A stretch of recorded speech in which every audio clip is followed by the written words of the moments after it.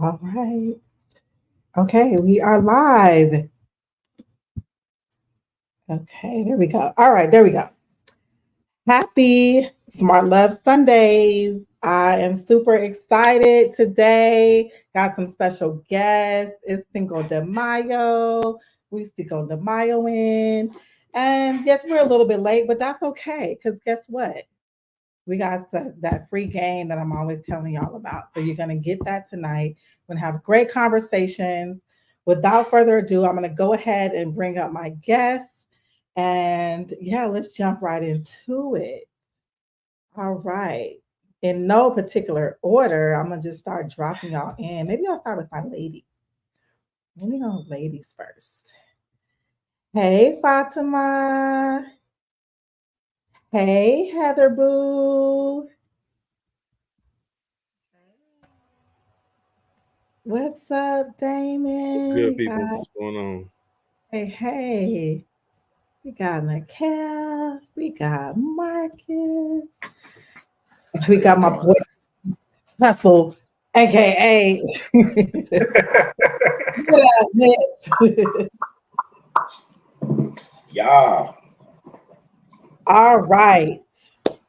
We got an all-star crew here today, okay? For the first time, Marcus and Nip, this is your first time on Smart Love, so I'm gonna let the two of you start with the introduction.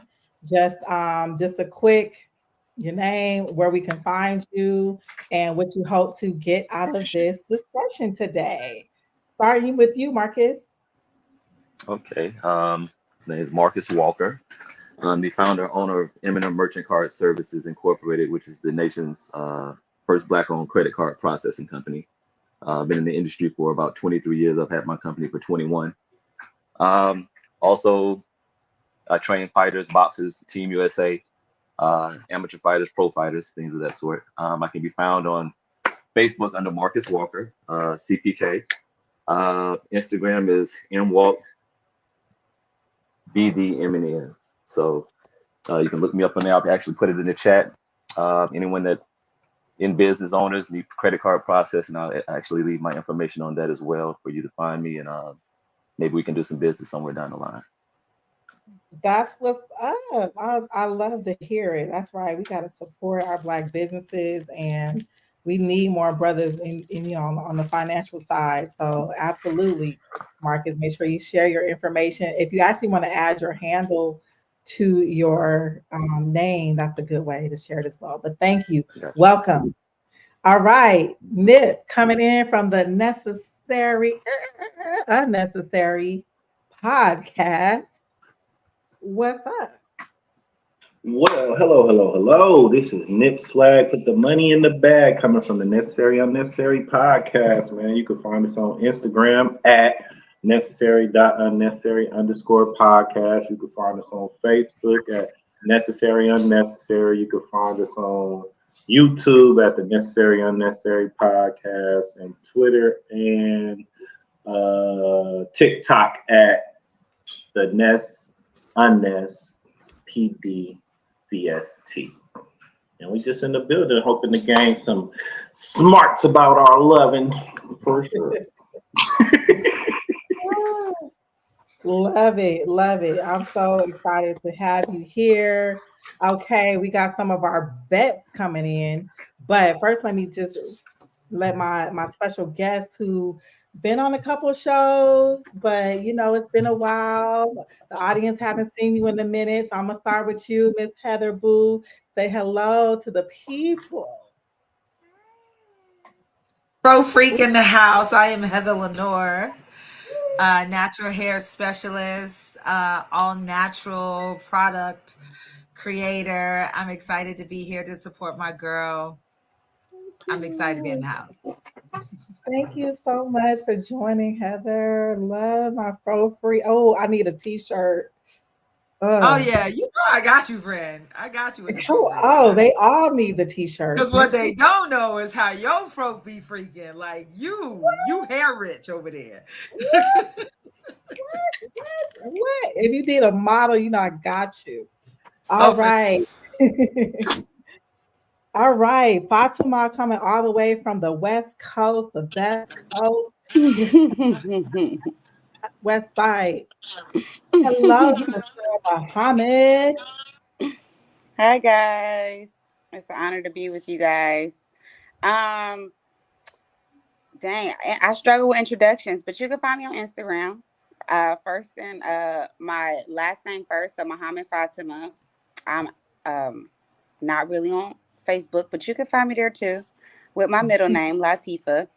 Um, and yeah, and I'm excited to be here. I'm excited to be a part of this conversation, and I'm looking forward to talking with you guys. Awesome. Thank you so much for joining. You just Yeah. always, you drop so much like game. Every time you come on, I can't wait to hear what you have to say today. So, thank you. All right. My brother-in-law, Mikhail, welcome What back. up? Yeah, good to be back. Oh, you meant from making my drink, or you meant from the last time we were on here? Like, The last I time we didn't was know. on, yeah, making your drink. What did we end up with? So Mikhail Uh, just left my wedding, y'all. So he's I catching I up. made my my Oh, famous bio. Arnold Palmer, which is a sweet tea vodka, and Okay. some other ingredients to make it right. But Okay. this is really my like cookout drink. I put it in like a big pitcher, and people can just tap off of it. But Okay. you don't want to get too much. This will be good for the whole night because it's mostly sweet tea vodka. It's mostly vodka. So Cinco de Mayo. Shout out to my Mexican brothers for helping us win the Civil War. And that's all I got. I don't know what else you want me to say. Okay, and we can find you at You Good, Bruh. Yeah, I do a podcast, You Good Bro podcast. If you, I'm also a therapist, so if you are interested in a session, get at me and tell Mikhail, and that's on Instagram on all platforms, as well as the podcast is on all platforms and YouTube. Dope. All right, Mr. Phillips. What's up, folks? Damon Phillips, Audacity Coach. I have a podcast called A Thing About Us. Real people having real conversations about real relationships on all the platforms, YouTube, Facebook. Might even have a MySpace page. I don't know. But I'm out here. Cinco de Mayo.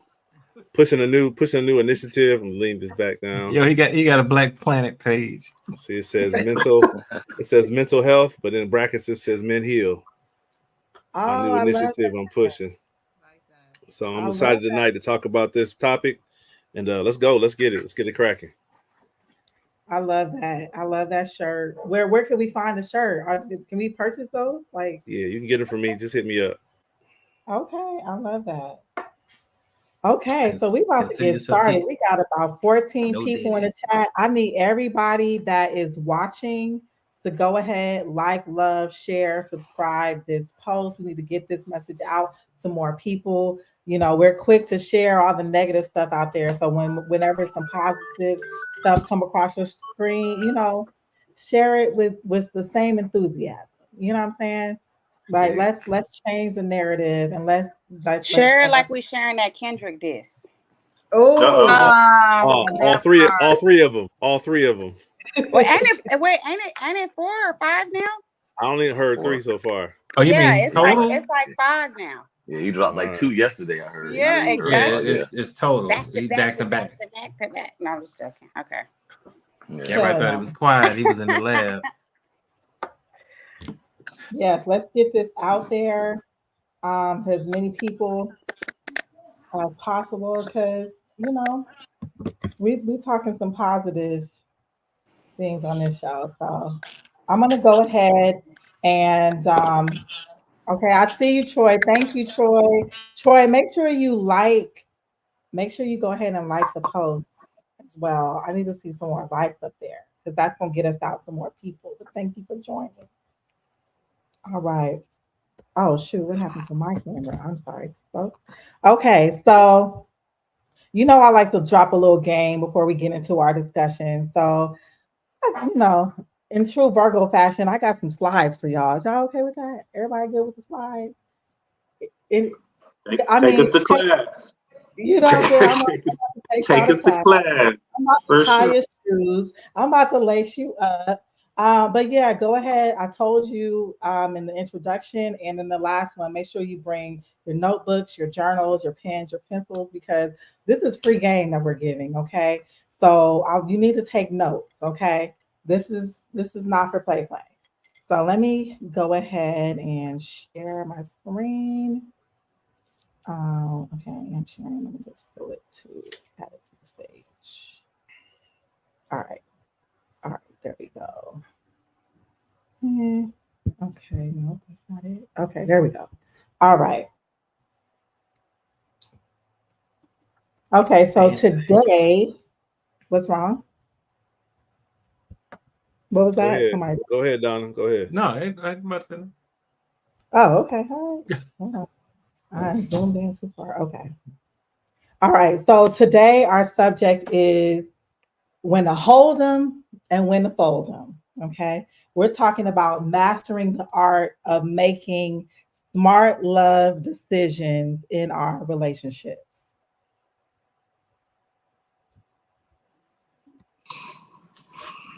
Okay, I already defined smart love for you all, but for those of you all that missed the first day of class, smart love is an intellectual, logical approach to love that focuses on building relationships that are not only emotionally fulfilling, but also resilient, adaptive, and mutually enriching. Okay, it's all about learning from your mistakes and from the mistakes of others. That's why we come on here, we share our experiences, we're transparent, and everything that we do is really to help inspire the true love and the relationships that we all want. Even if we have not experienced it yet, we learn from each of our past experiences. So that's what this is all about, learning. Okay.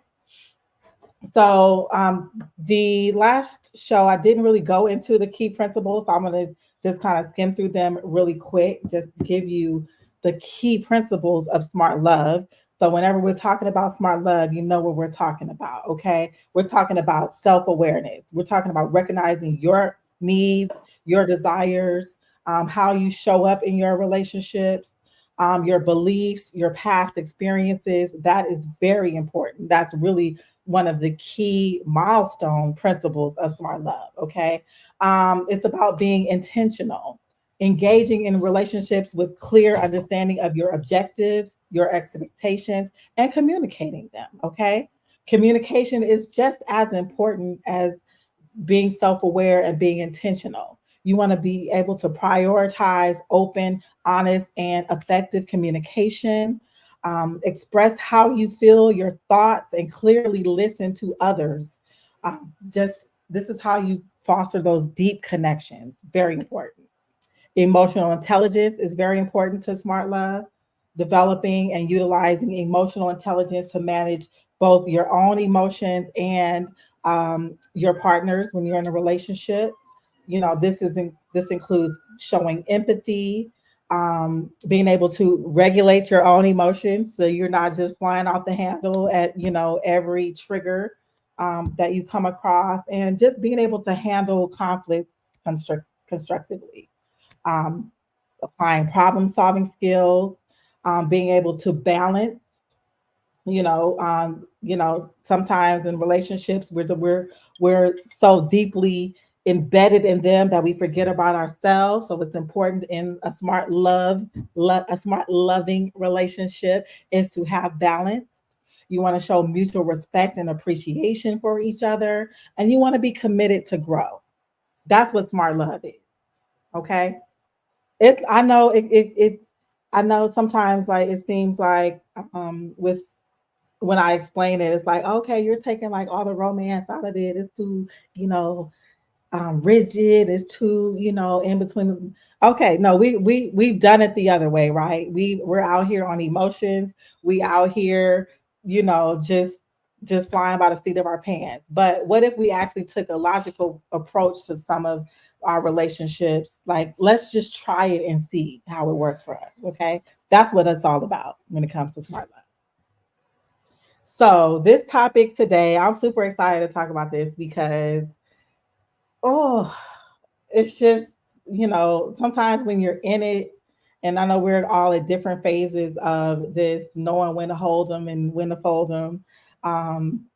But it's just there's just so many perspectives that we can have on this, and oftentimes, like, hindsight, of course, is 2020. So until you're out of it, you don't really, you can't really see your way through it.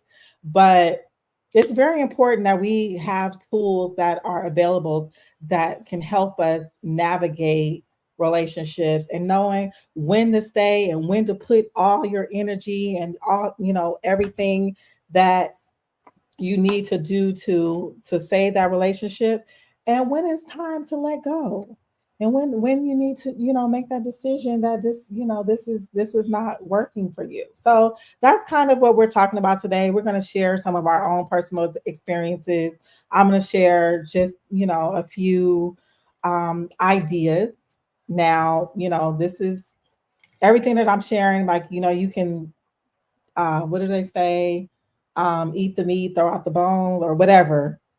Just grasp what it is that you need to hear from this message. But this is definitely my opinion. I'm actually pulling from some different resources, but I'm really giving you game, and it's up to you to be able to apply it in the way that you need to for your life. Okay. Knowing when to hold them and when to fold them.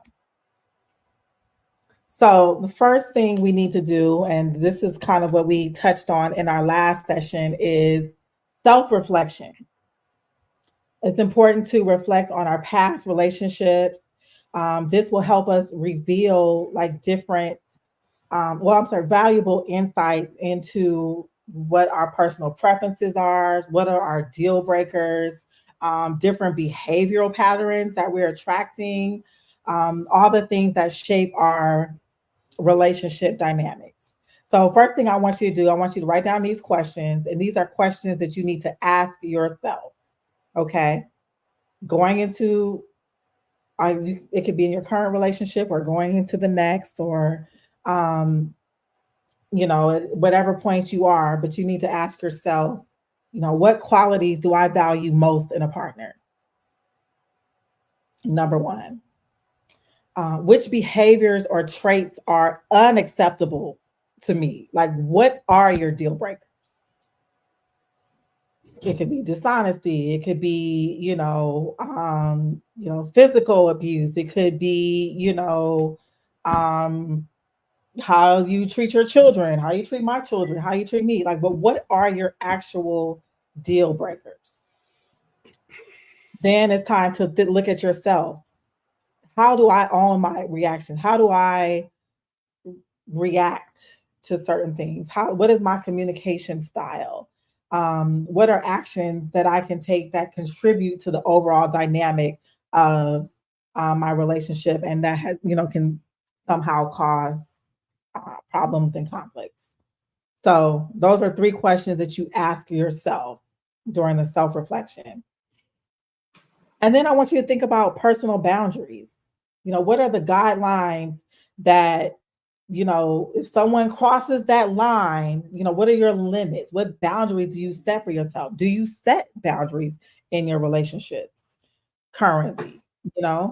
Maybe that's something that you need to start if you don't.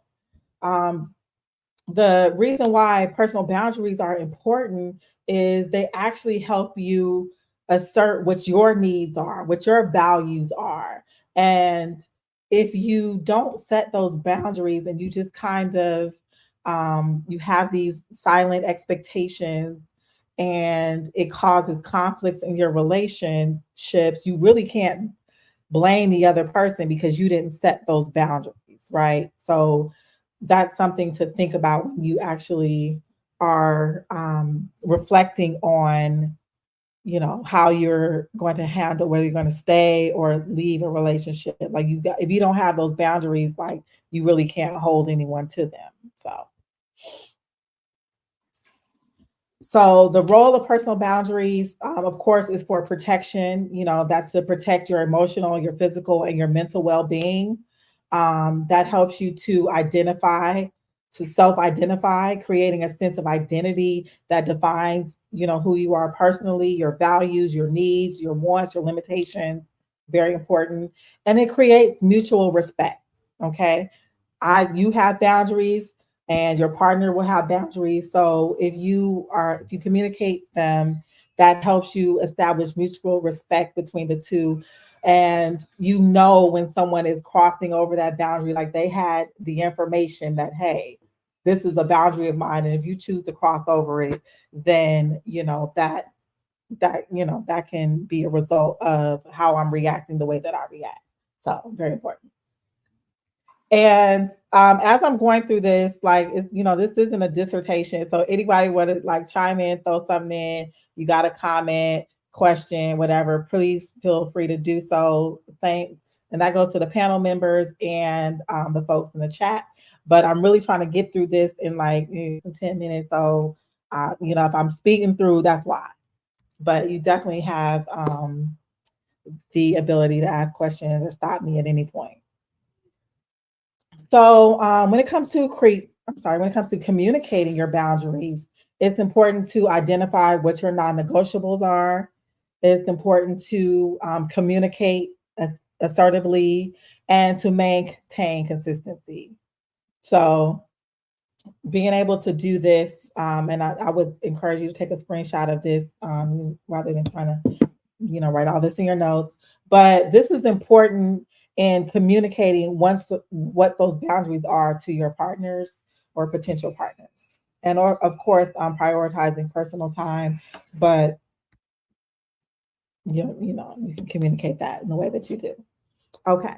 So as we get into our discussion, we're going to talk about, speaking from our own experiences and perspectives, when you see signs in a relationship that, hey, this is time to fold, it's time to move on, these are certain things that you will look for. Now, this is not a complete list. I really want to hear from the panel, what your list is, but this is just some things to look for. Number one, disrespect for boundaries. So as I mentioned, if you never establish those boundaries, you can't really hold anyone to them. So this could be something that you feel a boundary is crossed, but if you have not communicated that to your partner, that number one, that's a problem. That's something that you can fix on your end. But anyway, disrespect for boundaries, emotional or physical harm. So emotional abuse can hurt just as much as physical abuse. Sometimes those wounds last even longer. Incompatibility with your core values, which is why that whole self-reflection, self-awareness is very important. What are your core values? How do you know if a person is incompatible with them if you haven't really established them for yourself? So again, it's important to know what those are and to look for these things when you're choosing a mate or in a relationship, and you're making the decision is this right for me? I don't know. I believe this. These are my core values, and this person is living outside of that. Okay, that's a sign. Lack of personal growth. If you get into a relationship and you are all of a sudden stagnant, you are not growing, they're not growing. You are, you're dealing with so much turmoil or just so many things within a relationship that's stunting your growth. That may be a sign. That's just my opinion. We'll talk about it. Signs that it's worth holding on. Because there are some relationships that even though we go through conflict and we have adversity, they are worth saving, and they're worth, putting your time and energy into to figure out how to make it work. So these are signs of healthy relationships when you want to hold on, okay? The opposite of the other signs, right? There was no mutual respect. Now we have mutual respect for boundaries. Okay. You have established boundaries on both sides and you both mutually respect them. There's consistent support and understanding. That's a great sign of a healthy relationship. You have shared growth and goals. You know, coming together as one, especially as in a marriage, it's important that you have shared goals and that you support each other's growth. So very important. Um, Enhancing your personal well-being. Great sign of a healthy relationship. Fulfillment of your core needs. Again, you have to kind of understand what your needs are and your goals and your values and your beliefs, all of that before you get into a relationship so that you can understand when those when you're with a partner that is compatible with you in those ways. So very important. Kind of went through that. I don't need to go through that. So when you're in a healthy relationship, now I didn't put the slide for how to deal with people when you're in a toxic relationship because I am not promoting that. But when you're in a healthy relationship and you want to set those boundaries, it's important, you know, I was taking a screenshot of this. I'm not going to go through all of them, but it's important to, like I said, communicate what those boundaries are, be open to compromise, hold some space for emotions. This is from the male and the female side. You know, this is not biased in this way that we actually set those boundaries in a healthy relationship. Always assume good intent in a healthy relationship. Right now, in a toxic relationship, okay, the intent may not be there, but in a healthy relationship, you've established that you know you all have common goals, that you know you all in line with core values, and there's mutual respect. So assume good intent. Don't always like jump to a negative response to certain things when you're establishing boundaries. And repair when needed. You know, none of us are perfect. Sometimes there are going to be mistakes that are made. Sometimes there might be, you know, boundaries that might be crossed that need to be addressed. But, you know, it's important when we're in a healthy relationship to not immediately treat it like the same way we would treat a toxic one. Like, oh, I see one bad thing, I'm gone. Like, no, you know, some of these like might require some change on your side. And guess what? That's growth. So very important. All right, now I'm ready to discuss this. Okay, so I done gave y'all the game. I hope you took notes. It's only free the first time, but now I'm ready to hear from my panel members. So we're gonna get into our discussion. So let me stop sharing my screen. Okay, I see some comments coming through. Expressing empathy. Yes, that's very important. Okay, let me remove it. All right. What y'all think? Did I cover Well, anything? Miss anything? What you got to say? What? Hit me, hit me. I think I think it's like a simple complexity, you know. It's so simple but yet so complex. I feel like in the words of Aisha on Poetic Justice, I ain't in the business of keeping nobody that don't want to be kept. If I'm willing to try and you willing to try and we really serious about trying, then we hold them. If I'm willing to try and you not willing to try, then we fold them. If you willing to try and I'm not willing to try, then we fold them. And I mean, that's the simple version. I'm not emotionally attached to your situation to give you advice on when to hold them and when to fold them for you. But I think that you definitely got to be aware of the badadgery because people give you just enough to stay to utilize your resources, Mhm. but they won't let you, you know what I mean, all the way go. So it's like you got to decide for yourself. Sometimes you got to break your own heart, even if they still willing to give you enough just to stay. You got to make that decision. You feel me, for yourself when you gonna have enough of it. Yeah, I was I was gonna say the way I view things in today's relationship status is it's like there's no code of ethics anymore about relationships. You know, people are just gonna, like you said, you know, they'll do just enough to keep you home, keep you home on base. And if you don't actually demand more or ask for more, they won't give any more in a lot of cases. You know, but they'll expect the world. A lot of people just expect things to, you know, to be just given. And nobody really wants to work. Nobody wants to be a lot of times you say honesty. A lot of people aren't just honest, you know. We're in a world that's opened up so much that people can find out a lot of things. And a lot of people say honesty. There's not a lot of honest people out here. A lot of people aren't honest with themselves about a lot of stuff. So you can't expect them to be really honest with you.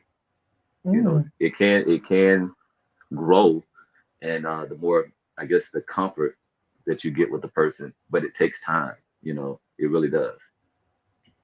So, LaDonna, one of the things I would like to say, hey, everybody, I really liked how you presented your the information almost like instructional, because we'll get our cell phones, we'll get our televisions, we'll get our computers, and we'll read the instructions. But when it comes to love and relationships, we'll wing it. And then, or we'll go off of what we grew up on or what we heard. But honestly, understanding that there is a structure to love and communication is mind-blowing for a lot of people. It's like, it can't be this technical. Surely it's like Cinderella or Snow White, you know. It's like, and like Marcus was saying about being honest, I think a lot of times people think they're being honest. You know, sometimes you don't even know that you're being vague about what you really want because you're vague with yourself. So some of those questions need like a technological explanation, like, hey, this is toxic. I think, to be honest, a lot of us don't know what we don't know. And we don't know when we're perpetuating toxic relationships. We have no idea, because it's how we grew up, it's our community, it's how our moms were, our uncles were. And so we're not quite sure. And so we discover something and go, what? That ain't right. You know, like, nobody's supposed to talk to you like that. That's not the way it's supposed to go. So I think a lot of times people understanding what is honest, like when something is actually what you're not supposed to be putting up with, and they're not sure. And so I really like how you presented that, because it's like, hey, if somebody is doing this is why you're in that rotation of where you're doing the same thing over and over again, because you're not realizing that that's actually a toxic behavior. Yeah. Thank you. Yes. And you know what? I think I agree with what you're saying. Like, we do just wing it, right? So we don't have a manual. There are, you know, other cultures that do. They have like a whole, you know, dating, mating, courting, relationship manuals, but oftentimes, like you said, we're winging it. We're looking at, you know, what we experienced in our childhoods and all of that. So that actually brings me to my first question. So I'm gonna start with you, Damon, because I feel like you just like, you know, you sitting on the edge of your seat, like, I got to say. I'm listening. Go ahead. What's your first question? Okay. So, how do you feel that the way that we grew up and what we saw growing up as far as relationships, how do you feel like that has influenced our current relationships? And I mean, I want you to like be personal, like in your life, the relationships that you saw, how did those influence relationships that you are in today or have been in? Or Well, I feel like there's two things that are influencing our relationships right now. One is definitely whatever we saw at home. So we usually are going to do one of two things. We're either going to copy what we saw, or we're going to do the total opposite of what we saw, right? So we may have had loving parents who doted on each other and were communicated and did all the things that were healthy. And so we're like, oh, I like that, I want to do that. Or we grew up in households where people argued and yelled and fought and did all kind of destructive, toxic things, and we're like, I don't want that, right? So the home is influencing your decisions. But the other thing that's influencing our decisions is that we consume a lot of media, right? So whether it be social media, whether it be TV, movies, the conversations we have with our friends in our neighborhood and communities, and that kind of forms our ideas of our relationships. A lot of people will say, hey, when you're in a relationship, you're supposed to do this, or you treat a person like this.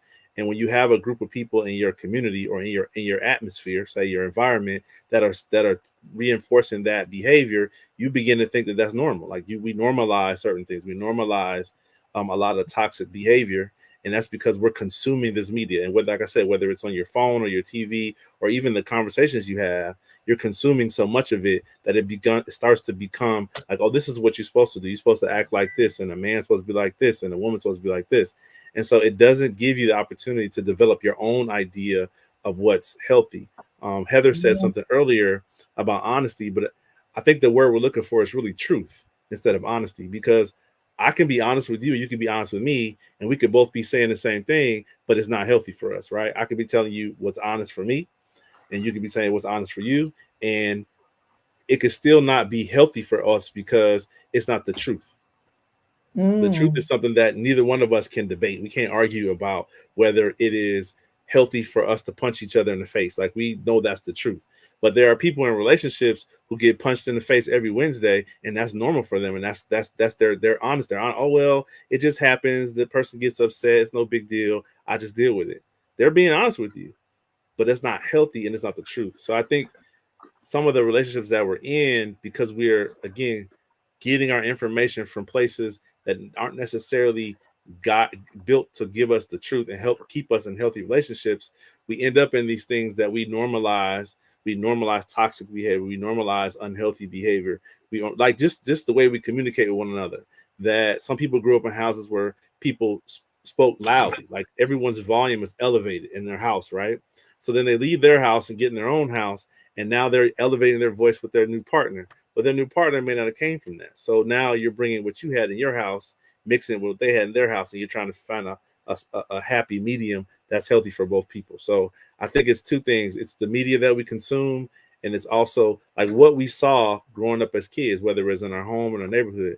That kind of guides us. We either follow it or we run away from it. Mm-hmm. That's true. That's true. Yeah, that's true. Anyone else want to chime in on that?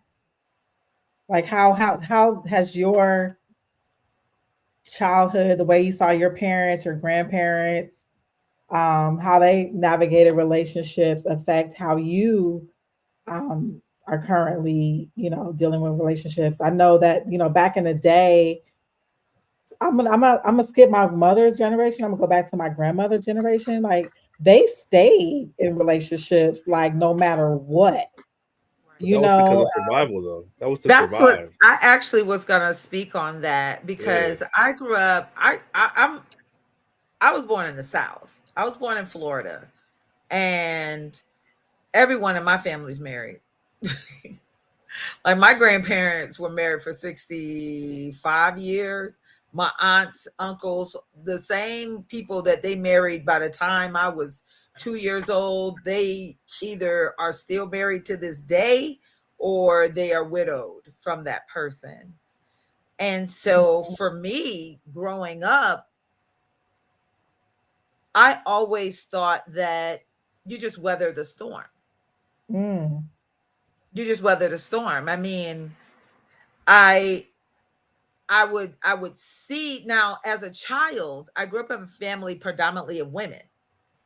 So as a child, I assumed that, if I were more submissive, then, because that's what I saw in a family of women that's been married for eons, I saw submission.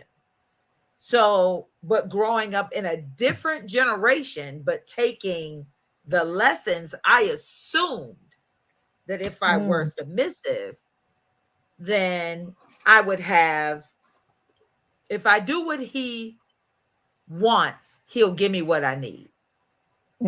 If I was submissive enough, then I would get what I needed. And so as a child, that's how I processed that.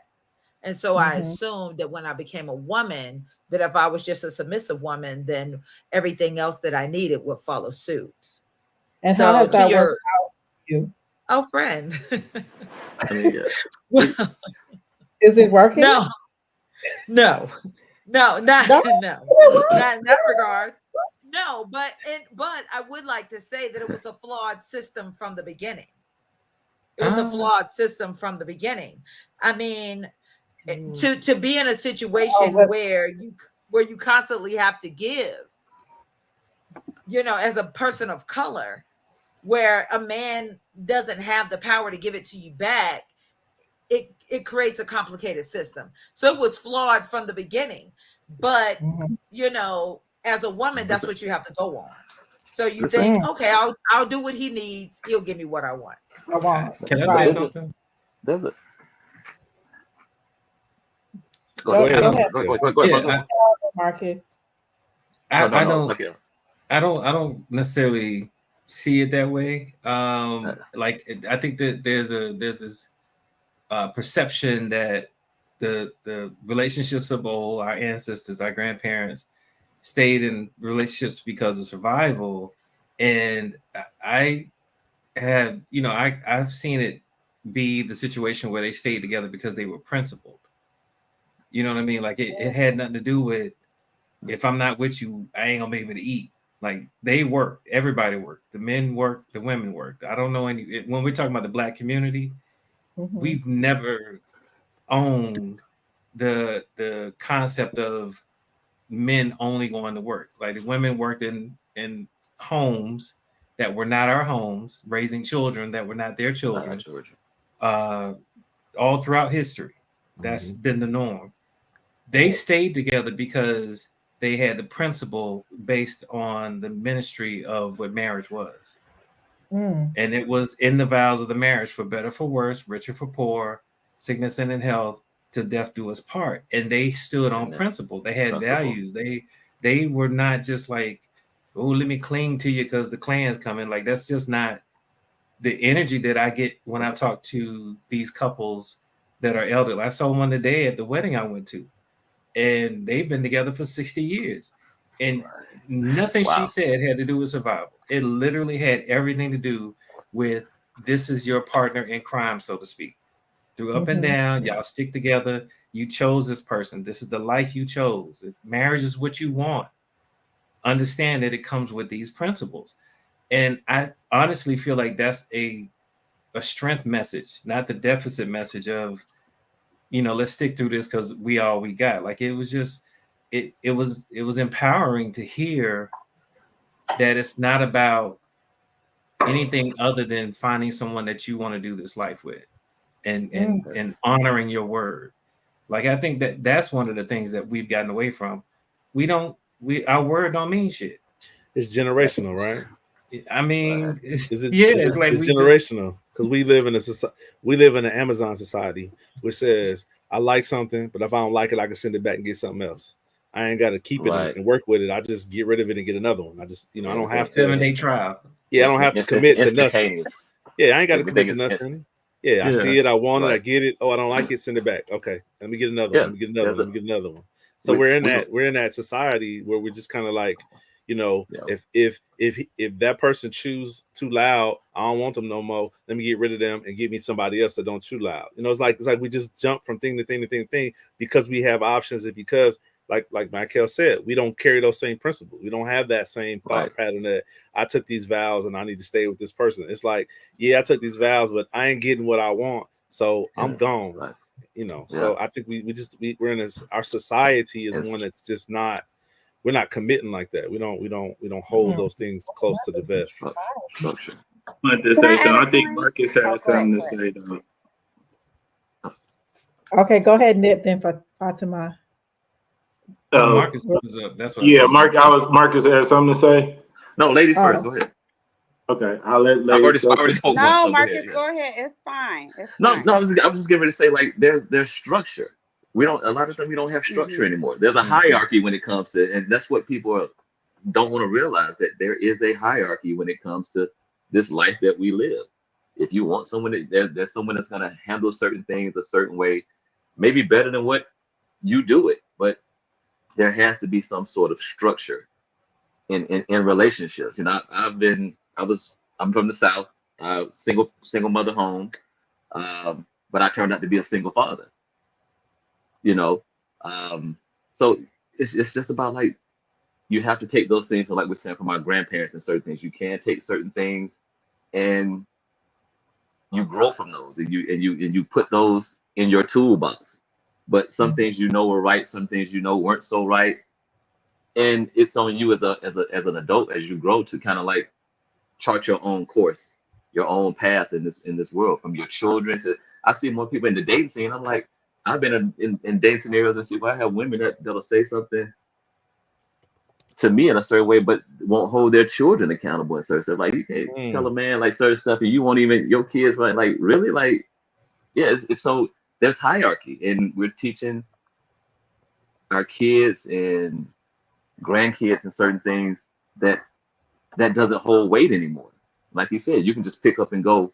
People can change it. I don't like this, and it's so easy to just walk away from people. But then when you look at it, like, I really said I love this person. You sleep next to this person every night. You know, you share moments and certain things. But if one thing goes wrong or something, you're so easy to just drop it. So how serious was it from the jump? You know. Okay. That's it. Fatima, what you wanted to chime in on this? Well, I don't want to be too long. I think I agree with what everybody said. I think we're all talking about the same coin, just two different sides. I think life is all about balance, right? So Heather brought up a valid point.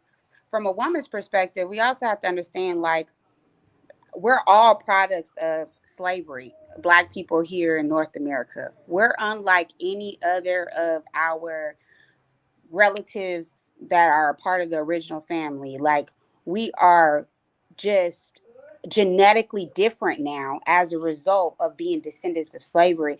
And I know that, sometimes bringing up slavery feels like, beating a dead horse, but it must be beat, because we have to understand that Black people in North America are completely genetically different. So there's science to prove that fear, right, is an inherited genetic idea. And so just this whole idea of, like, us being illiterate, right? And thinking about not just the educational system of America in general is shit in comparison to the whole world. But then we're Black people in North America just being permitted to, like, actually learn how to read and have the privilege of reading, not too long ago, right?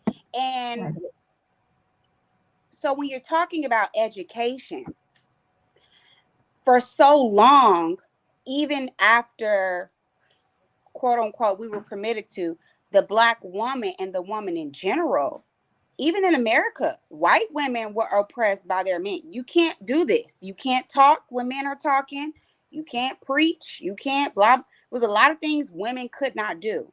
So now we're talking about this era of not just, we got to talk about the layers, right? Because there's layers, right?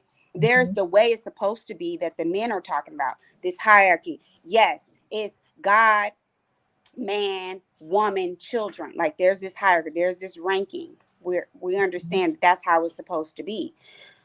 But then we have to talk about how we get here, right? And so we have these layers. So you got this slavery element, and then you have this chauvinistic element that crosses racial barriers, right?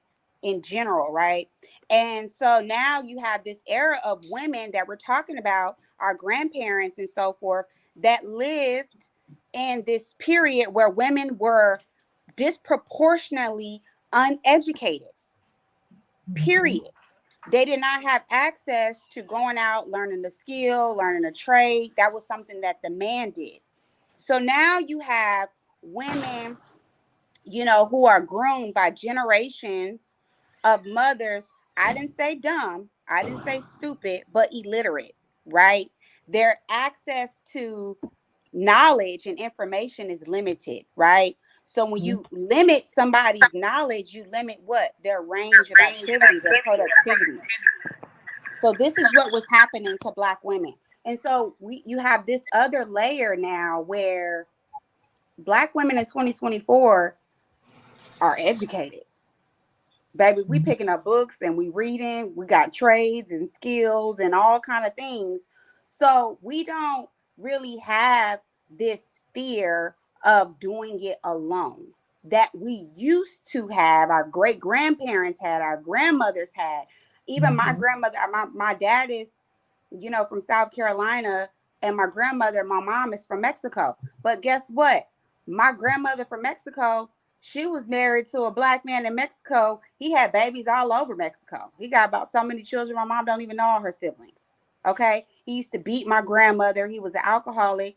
Even in Hispanic culture, the men are very chauvinistic, or can be, you know what I mean? Not all, but I'm saying like this is a cultural thing, especially in impoverished areas.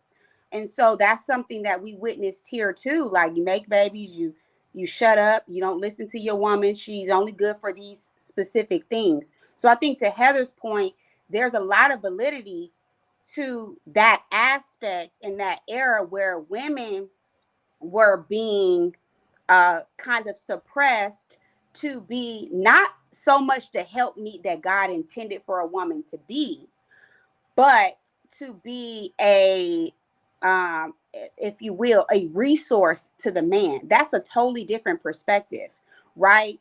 To be a resource versus a helpmeet. Because still in that, when you're looking at the woman as the helpmeet, the way God intended, now you're looking at her being able to strengthen you into making you a whole being, a complete being, right? That's the whole process, helping you meet a goal, a vision, right? So she's not limited to one aspect of your life, which is your sexual desires, how clean your house is, or, those things, or your food or whatever. Those things are extremely important. And I'm not diminishing the value of that. But the Black woman, and the woman in particular, has so much more power and talent and gifts that far surpasses those aspects. So I think to Heather's point, that was something that came to my mind. But then to the men's point, we do have to grow to a point as women in 2024 to find that balance, to see the beauty in the way God originally created everything. Because a woman is naturally to be submissive to a man. He did not make woman first and say, man got to be a helpmeet. But a lot of times in these relationships, we hear the women talk about how the man is supposed to help her. It's like, that's not our nature, right? We're not, looking for a husband to help us meet our goals, right? We're looking for, or we're looking to be sought after, so that man that God has designed for us, we can help him meet those goals. And that fulfills the aspect of who we are and why we were created. So there is a reason. Our natures are very different. And I think us not understanding that creates these arguments that just aren't really valid, right? I'm not expecting my man to nurture me, right? I'm not expecting that. He doesn't have breasts. That's not a part of his nature. He doesn't breastfeed babies. We do. We have a very natural nurturing instinct. They don't. Do I expect him to be kind? Yes. But his expression of kindness looks very different than mine. So it's like, I think in a realistic way, like, we have to kind of just get that specific and, detail oriented when we start attacking these subjects, because it really just gets far from us, I think, because both perspectives I completely agree with. And I think that there's a balance and a middle ground to synthesize them both. Yeah. What do you want to say, Nip? I was gonna say, I think that in this day and age, the emasculation of men and the defeminization of women makes it to where nobody knows the roles anymore. Nobody has like a clear cut set. Like in the 50s, it was set and copy, cut, and paste. Every house down the block, all the men went to work at 8 o'clock. All the dinner was home, when they got home at 6. Everybody, you know what I mean? The kids did this, like it was programmed all the way across the board. So now we've never updated that software. Here we are in 2024 with so many different dynamics, and it's never been updated. So it's like at some point in time, everybody needs to sit down and say, okay, what are the new roles? Because the emasculation of men, I feel like if I'm not ready to shoot it in the face right now, you feel like I ain't no man, but like, and then you want a extra sensitive man, and then as soon as he display that, oh, now he's a punk. I don't want you, you know what I mean? But you push for these men to be emotionally available, and then you flip, and now you hardcore and you too tough. And now we've switched roles at this point. So I think that we need to clearly define, because a lot of women, I'll say for me in my experience, what they say they want is when it's actually played out, that's not what they really want. Right. They don't respect that. I think they want it, they just don't know how to manage it. Like at the end of the day, we need to step back and look at a macro level that we are in an insane society. Correct. And we're basically trying to find balance where there is none. We're not evolving, and we're not really addressing the issues that are on the table. You know what I mean? Like if economics is the issue on the table, that needs to be the topic, not how we got the economics, but whether we have it or not. If housing is the issue, that's what we need to be talking about. Not who brings it home, but is it a home? You know what I'm saying? Like I just feel like in some instances, I understand why we fragmented out into gender rules or roles, as you were saying. Like it's was it? I think Marcus said, my bad. But it was, at the end of the day, it was just in 2024, we need to discover, is the narrative that's out there actually true? Like we were talking about what's honesty and what's true. The narrative that's out there is, when we talk about our grandparents, they stayed, even though they were having kids everywhere, they stayed because they needed to stay, or women couldn't get loans. And it's so many social factors that came into play that had nothing to do with Black people. Like we didn't structure America to be sexist. You did what I'm saying? Like, but we grew up in it. So, but at the end of the day, our women were working when white women were not. They were at home with the Black woman raising their kids while they was, I don't know what they were doing. But the point is, our women, my family, my grandmother left her first husband, my grandfather, because he was abusive. She packed up, left, and went to New York City on her own with her son, my uncle. My mother was at Morris Brown. My uncle was a kid, and she had to leave her husband because my uncle was going to kill his father. I'm putting my family's business out there. But the point is that Black women have been doing what they needed to do, whether they were in a relationship or not. Black men have been doing what they needed to do, regardless, because we've been in survival mode the entire time we've been in this country. We haven't been able to really relax into the conveniences of, the white picket fence, with the 2.5 kids and the dog and boo, boo, boo, boo, boo. What are we measuring ourselves against when we talk about if we're successful? What are we comparing ourselves to? Leave it to Beaver. I would say, okay. I think we're measuring ourselves against our desires. But where do they come from? The American dream, though. I was going to say the American dream. So let me ask you a question. So, hold on. I want to answer that, please. Like where? Because this is not directed. It's not directed at Heather, but I want to hear where Heather's where do her desires come from? Because that's kind of the point that I was making. Okay, well, let me ask this question. And Heather, you can start with you answering it. 'Cause I Okay. think this is what Mikkel is asking. Okay. So where or what is your example of a healthy relationship? What is your example of a healthy relationship and where did that come from? Okay. So I'm gonna answer it in two parts. So I'm gonna start with the desire question. Well, no, I'm gonna start with my example of a healthy relationship, and then I'm going to go into the desire. My Okay. example of a healthy relationship is my father. My father was with the same person for 33 years.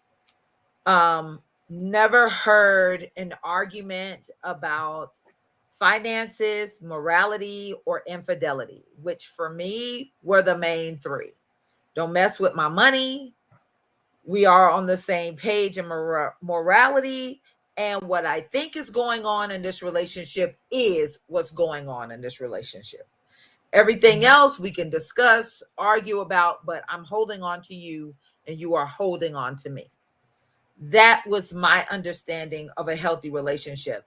And in that relationship, neither one of those people had vices that would keep them from interrupting any one of those three things. So there was nothing that was going to mess up their money, morality, or that it was on the same page. I think anytime you're feeling like the direction you're going in is enough is what you're gauging it against. It's different for every person. I don't think anybody can come into your household and say, well, the man of this house needs to do this, or the woman of this house needs to do that. Whatever makes that couple progress and you feel fulfilled in that, that's what's guiding the relationship.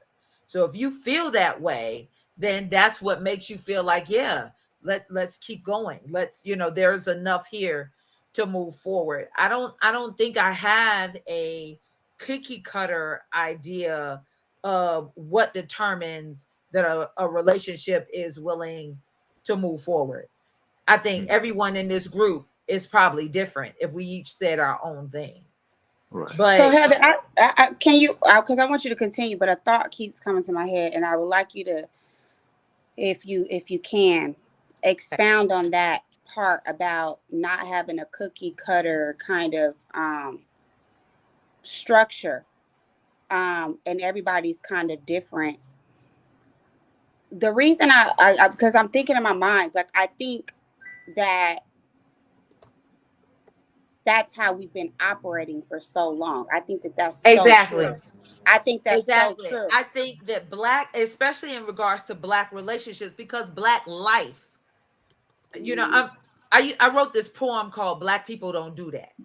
Mm-hmm. It's like there's so many things that society has decided that Black people don't do.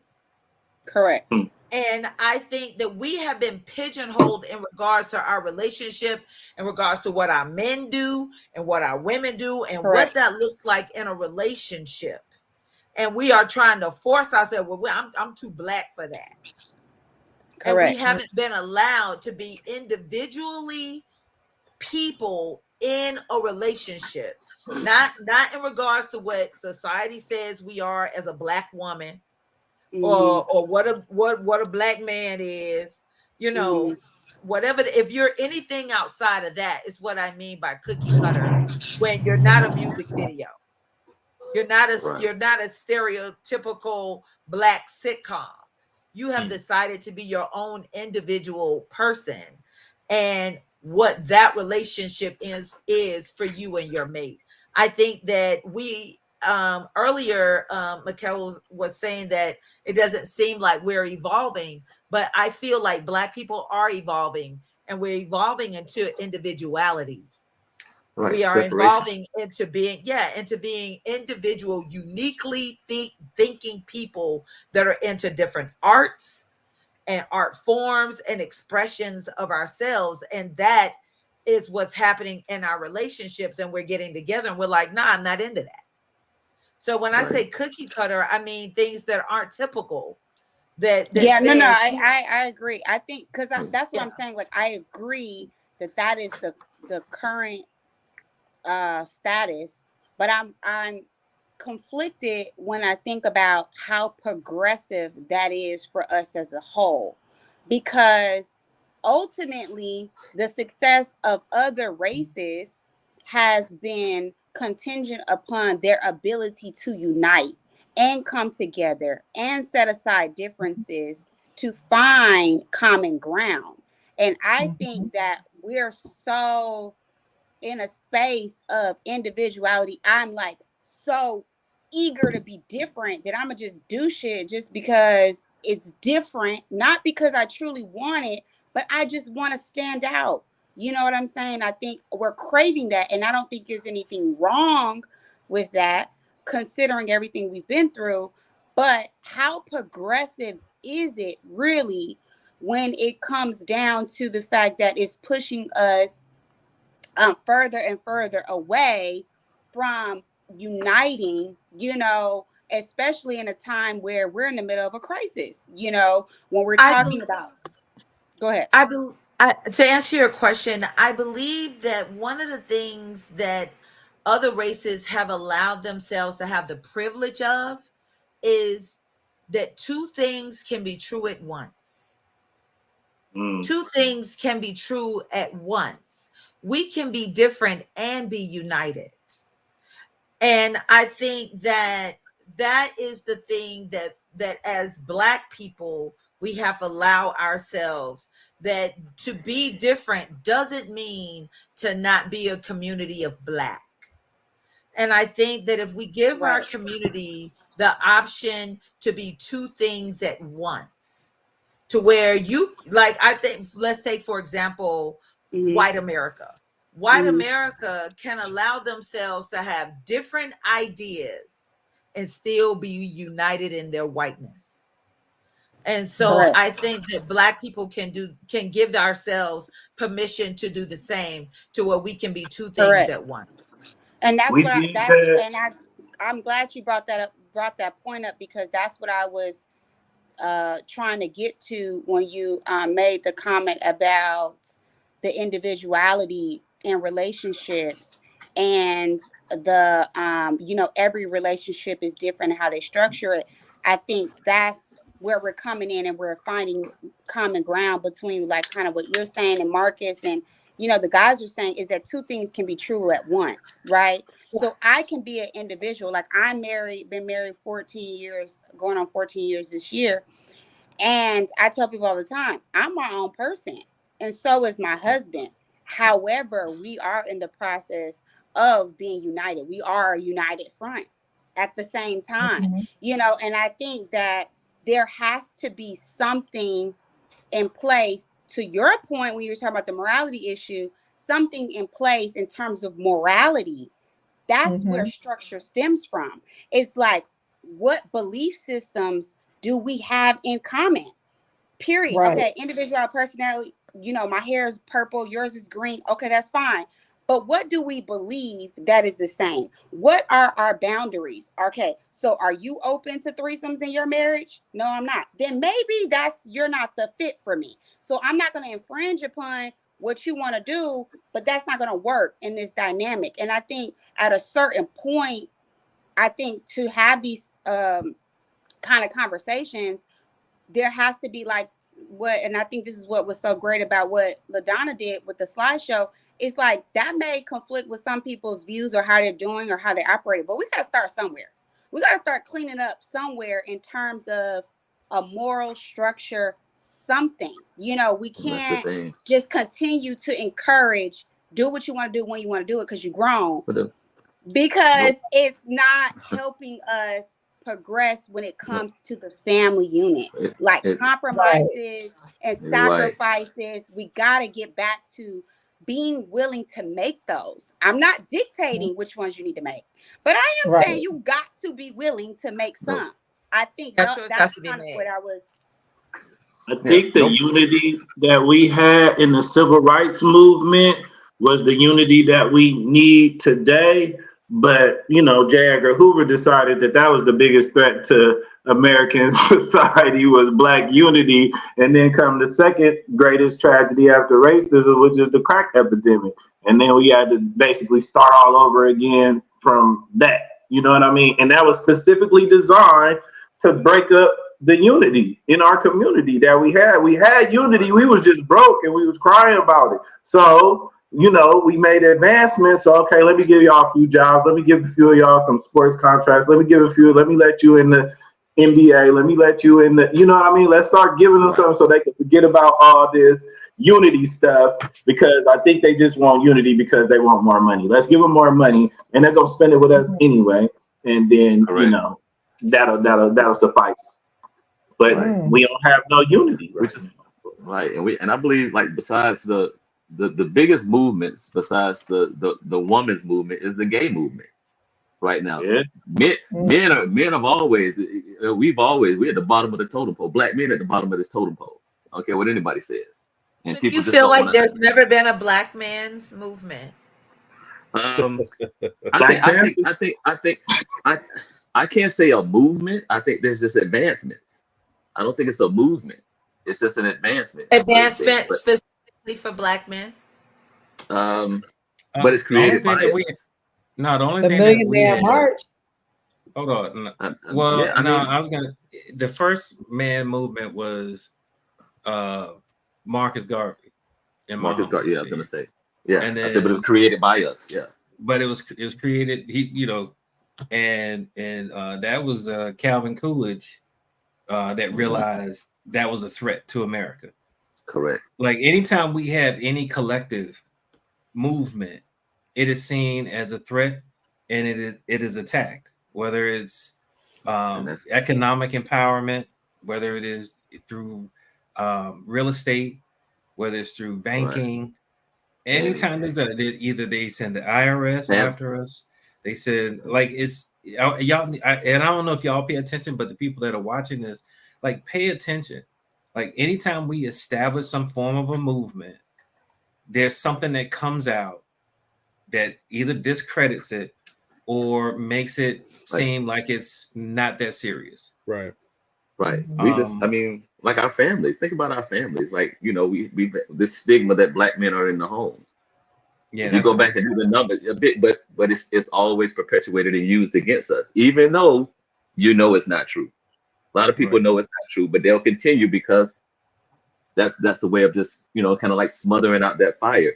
We'll keep saying it, even though you know it's not true, but we'll keep saying it because it plays into that stigma that pretty much that society wants. Like my grandmother had a saying she used to tell my sister as they were getting older, they was teens, and she's seeing how things are moving. You can't expect one old school values with new school ways.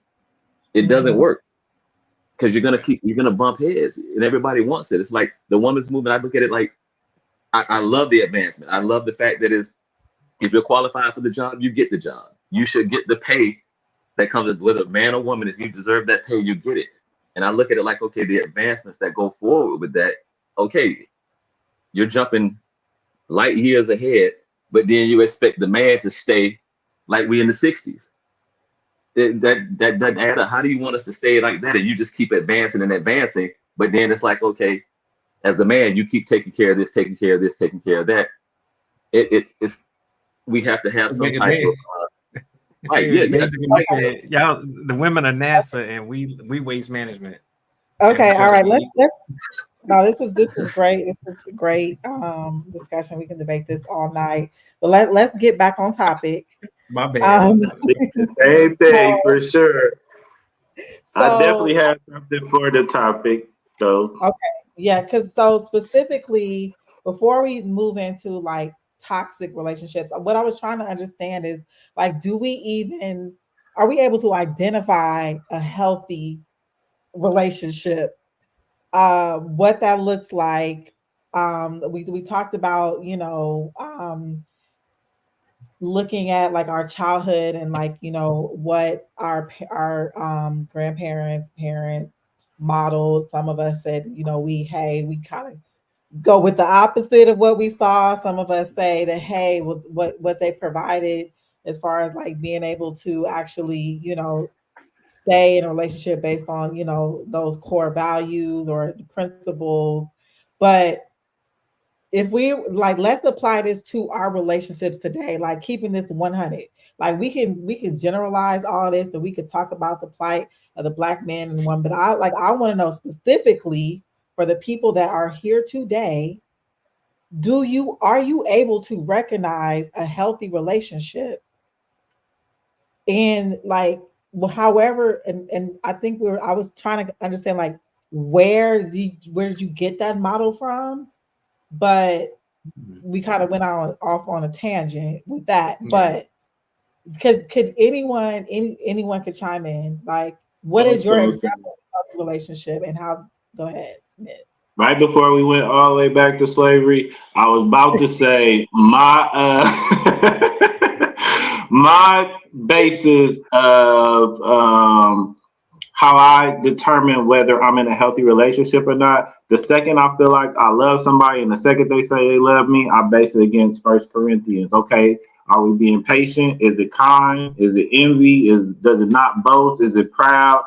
Is it self-seeking? Does it dishonor? Like I line up everything like, okay, this is the determination of whether we are in a healthy love right now. We're going to base it up to the biblical definition of love. And if we don't have all those things aligned, because ultimately all of them, if it failed, then that's the last one, because it wasn't, it wasn't all the way love. It might be, you might have a shallow perception of love, because I have women that have told me before they love me, what do you love about me? How do you love me? What kind of love do you love me? It's 9 different types of love. You know what I mean? You can't just say you love somebody and expect that to be that. So like, I really had to, I didn't get emotions till I got my Damascus Road experience. And I was like, oh no, I need to do some homework on this and find out what this is. Because before that, I was just, I had a shallow perception of, I like little mama, I'm gonna go with her when I want to,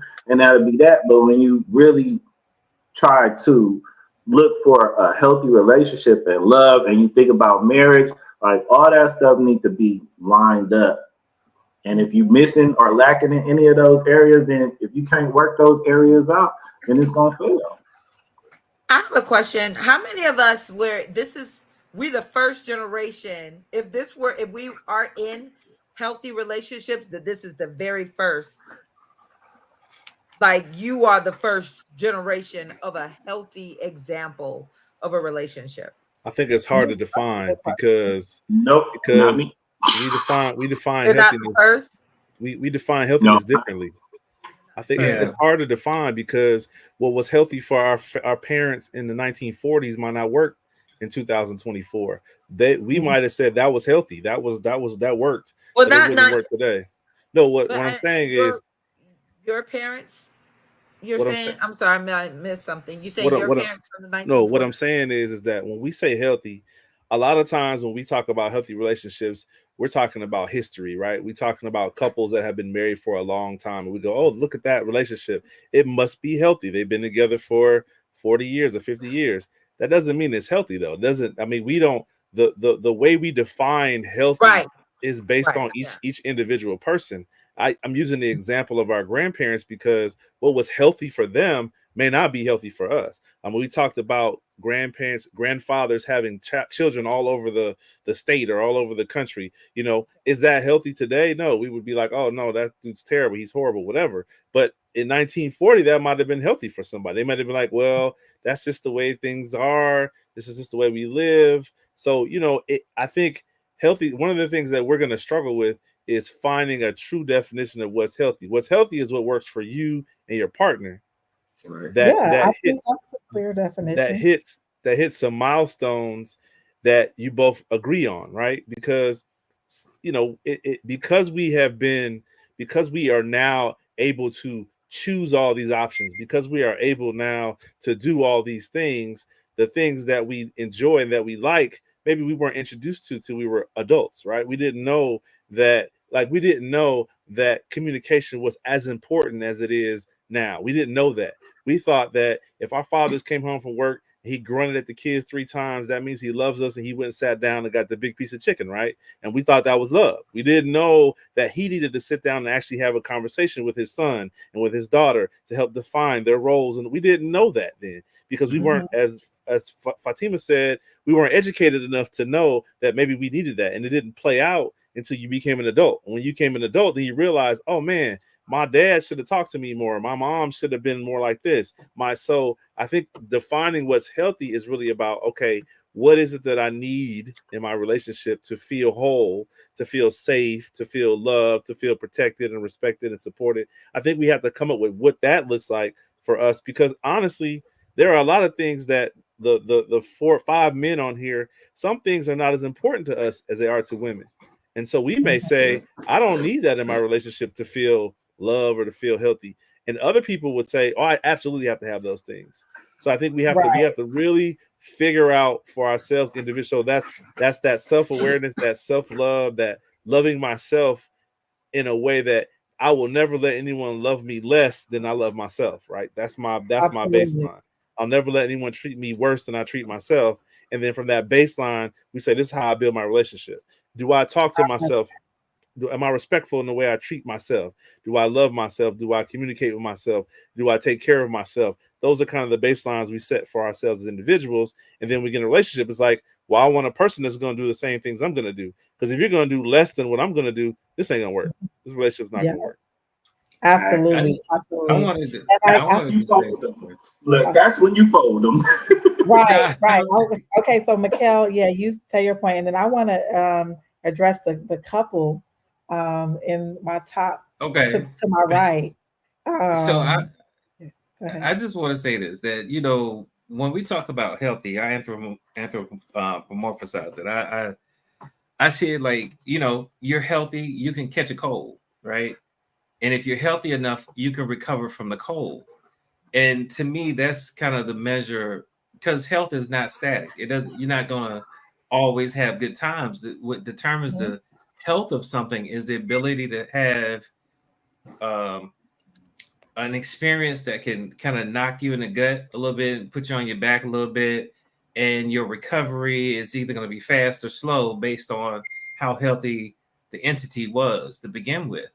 So, you know, when we're measuring, like when you were going over your the slide, one of the things I wanted to ask you in the slides was, you know, all of those are great elements to be healthy. Do they need all 5 or 1 or 2 of those things? You know what I mean? Like at the end of the day, healthy relationship is not, you know, I don't see it as just being one thing. That's what I'm trying to say. It should be a myriad of things, just like it is in your body. You got white blood cells and you got T cells, you got all types of mechanisms in place to bring you back to full function. And that to me is where the health of relationship is. Not that I expect bad things to happen, but I know bad things will. Like it's either going to be bad news, argument, you know, you're tired of me asking you what you want to eat, you know, whatever it is. I know, right?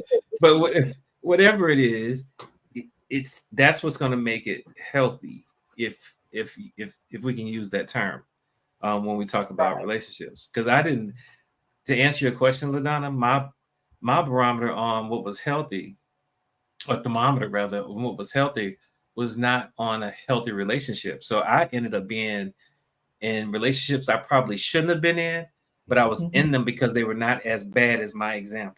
And because my example was that, I was like, well, I'm in a good relationship because it ain't that.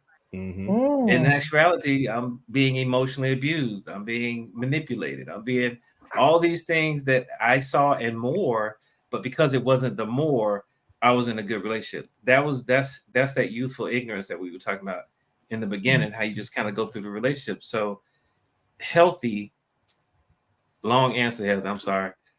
Healthy is really subjective to the point that I don't even think it's a static thing, because as we get older, we have other experiences. One mate may mature faster than the other in this experience.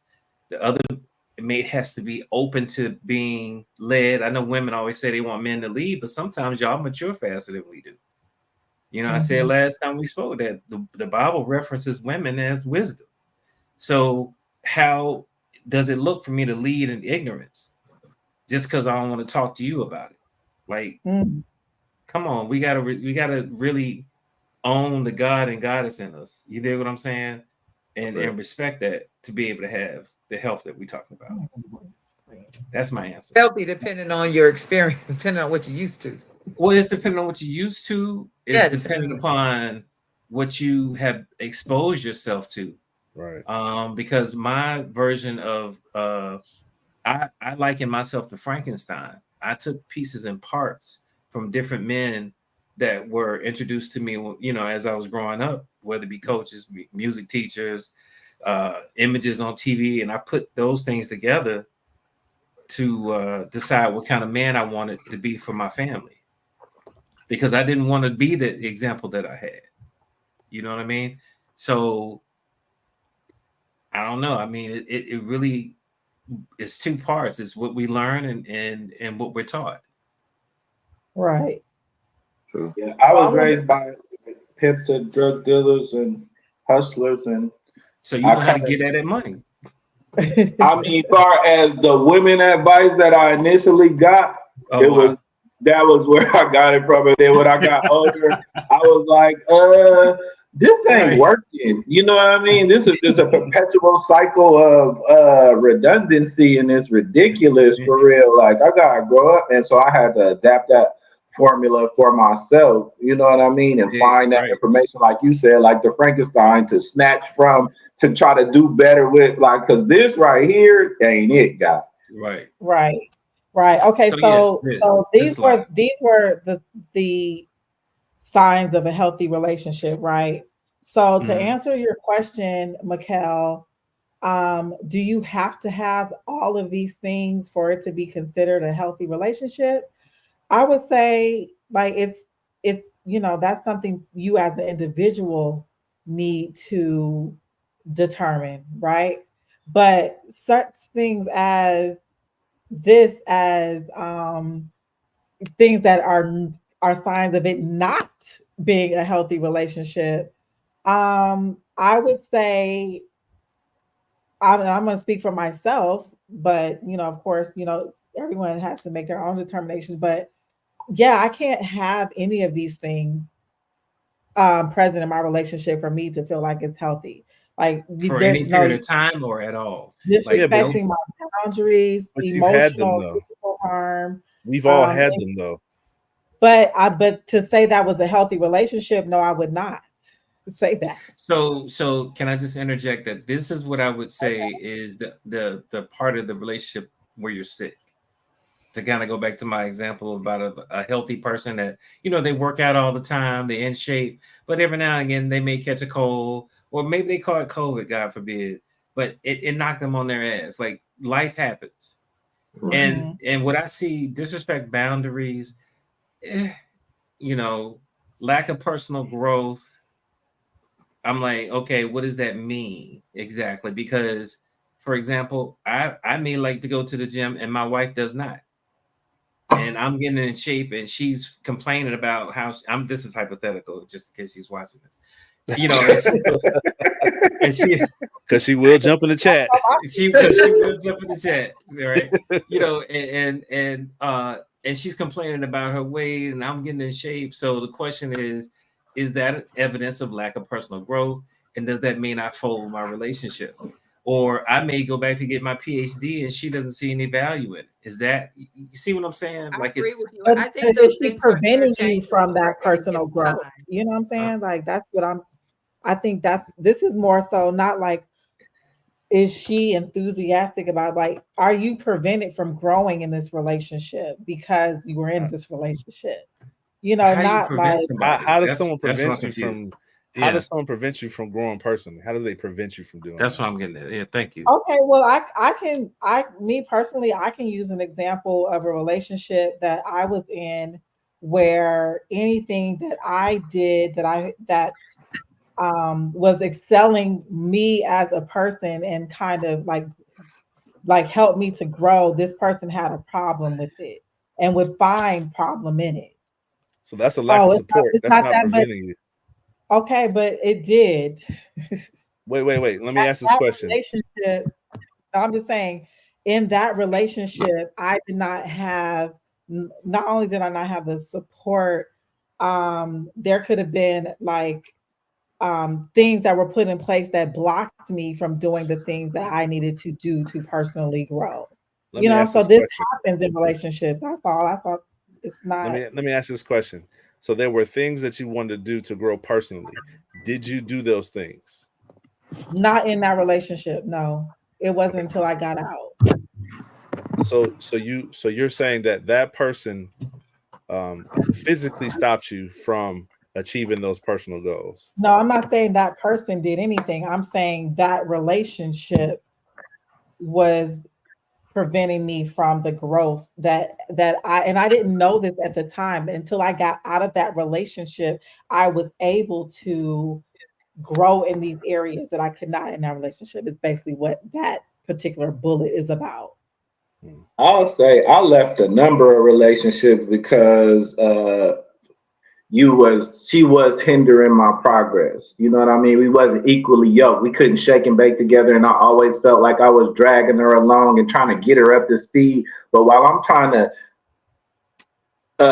give you books to read and sending you sermons to watch and all this stuff I'm giving you to get to where I'm at, I'm not moving forward because I'm trying to help you to catch up. So the equally yokedness, like people can be dragging. If you harness yourself to somebody who dragging it, they gonna drag you, they gonna slow you down, and you like, come on, like I can't make progress while I'm harnessed to you. If we can't move as a team, as a unit at the same time, on the same pace, going in the same direction to create a harvest, then our crop ain't never gonna come in, and that's when you fold them too. Because I done folded them quick. Like, nah, little mama, you slowing me down. Yeah. Okay. So Fatima, I see your husband there. Jamal, right? Is it right? Yes. My Hey, man, my Jamal. man. No, but I Hey. Hey, how you doing? So What's good up, to see Jamal? you. What's up? What's going on? Hey, how y'all doing? Peace and All right, how you blessings. doing, bro? What's up, brother? Okay, so the two of you, okay, this is why this moment is very important right here, okay? Because I know I don't, I don't have like personal insight into your, relationship, but you have both shared with me that you have had, struggles in the past, but you are like 14 years. Congratulations. You Thank decided you. to hold them. There may have been times where you could have folded them, but you decided to hold them. Okay. Mm-hmm. So I want to know from the two of you what made you, like, what factors in your relationship or what values, beliefs, or whatever it was that you leaned into or leaned on when it was time to make those decisions, whether we're going to stay and fight or we're going to go our separate ways. So like what was it? Give us the game. Go ahead, baby. All No, you go. about the speaking, Set the but stage. Well, my husband's he's asking me to go first. I would say definitely, like I've said before, so many times I was like, you know what? I think I'm gonna just fold them. I'm gonna fold it. I'm gonna do it what I need to do. Have somebody else open a chair, whatever you want to call it. So many times, and I think that's just like with anything, right? Like, my journey in education, me pursuing a higher degree, it was times where I wanted to quit and give up. I mean, that's a natural part of, I think, being challenged, past your limits. When you're in the gym working out and you want to get to a certain threshold and bench press a certain weight past what you're comfortable with is extremely painful. You need a spotter. You need somebody to help. It's a painful process. So we've gone through those experiences, and we ain't free from it. I mean, we ain't exempt, from continuing to struggle. Struggle is a lifelong journey. And I always say marriage is a beautiful struggle.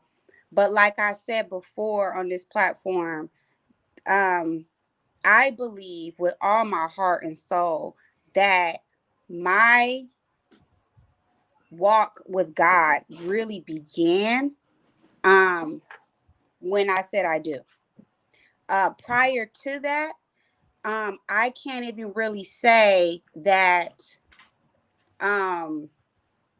I knew I was this kind of person. Like I was good, I was kind, I was patient, I was da-da-da-da.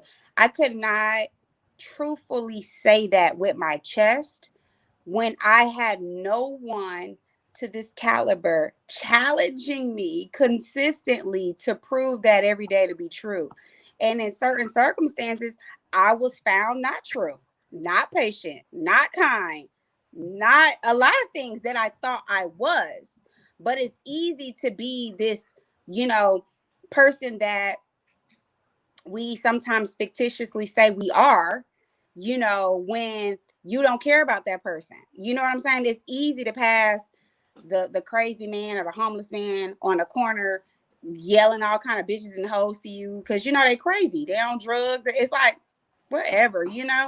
But when you have somebody that you're in love with, you're intimate with, you're consistently around, and they're challenging every thought, every idea, the way you say the sentence, your tone of voice, like why you pick that, why you taking so long grocery shopping, why you gotta look at the ingredients, why you gotta compare the price, And these are real things. These are real things.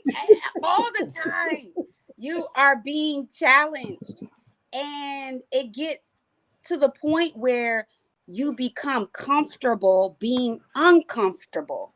That is when I started to find real growth. And I started to embrace the painful, but beautiful experience of growth.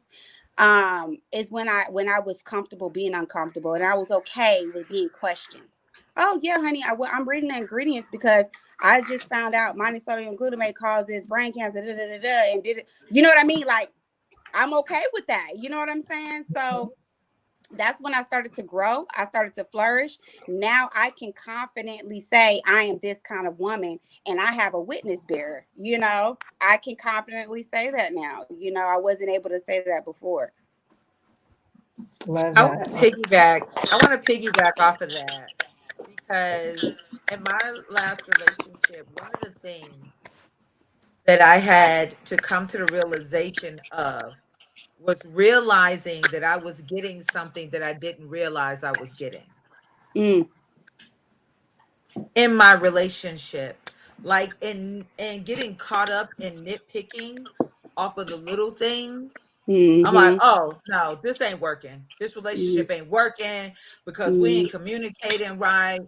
And I'm talking about ending a relationship about communication on things that don't even matter. Mm-hmm. It That's the has thing. nothing to do with the core things of what I am really looking for. Mm-hmm. Like, That's the I thing. might be mad because he's doing whatever it is that he's doing, but what it really is that it's not that it's interrupting our relationship. It's that I'm just judging him for doing that thing. And I don't want a man that does that thing. Has Yeah. nothing to do with what I really want or what I That's the really thing. need to progress. And you think like that? Oh no, I don't want to be with you. I don't want, because I don't want to be with somebody that think like that. That ain't We got Exactly. don't, nothing to do with but me. men, we don't operate in our emotions. Real men really operate in our emotions and our feelings, And, and and that's a big thing. exactly. And I am specifically talking to women because I No, think a Marcus, lot I of think we do. times women will look at a man doing whatever it is that he's doing and will say, I need to drop this relationship because he's doing that thing. But it has nothing to do with what it is that I really want or need to progress in the relationship. But I'm putting that responsibility on him and then saying, well, you're violating the relationship. But in reality, that's a minute thing that has nothing to do with as a woman, my real core value.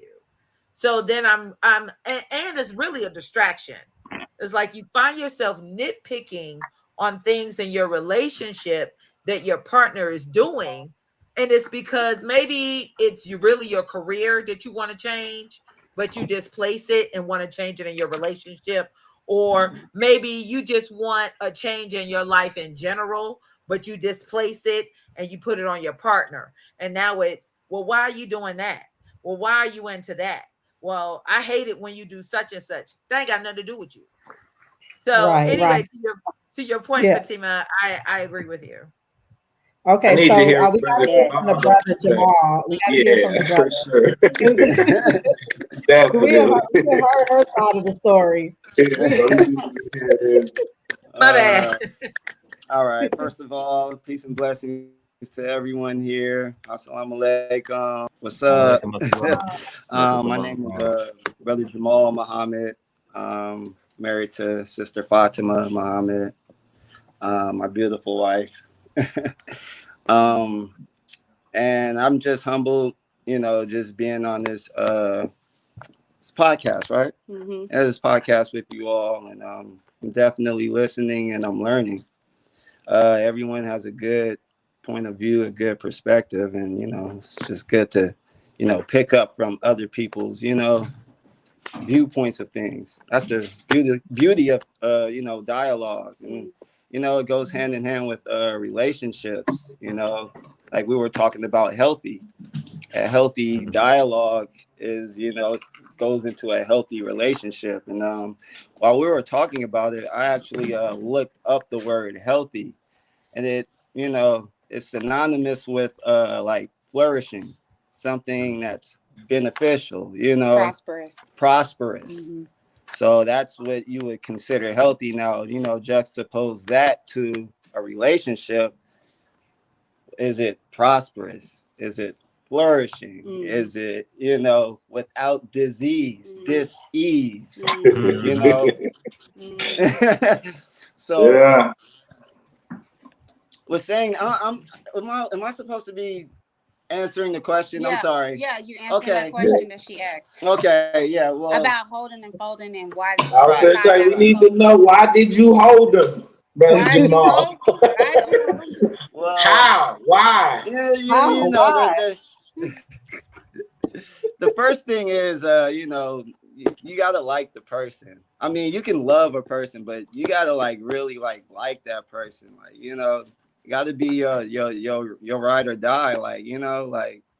Person you'll rob a bank with. This is the person I trust the most. Now the real Jamal is coming out. He's my brother Jamal, and now he's robbing the bank. We got you right. But I'm saying, this is the person who's gonna bail me out if I go to prison, God forbid. The person on the call. She knows all my information.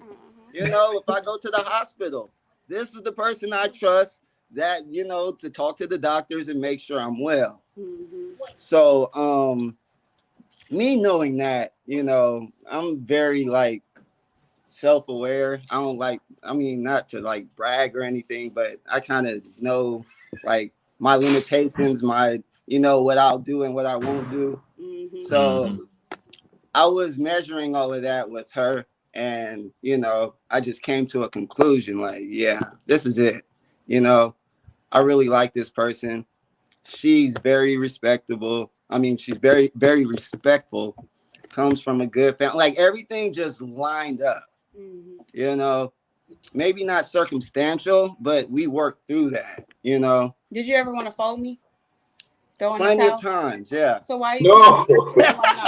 Why you keep me then? That's what they want to know, babe. Well, I mean, like I said, I like you. It's just like brothers and sisters. We fight, but don't you ever say nothing about her and in front of me. Mm-hmm. We'll fight, but you can't. That's I guess. Does that make sense? Yeah. Nobody else I'd rather fight with, Uh-huh. but and keep it there. So yeah, I feel you.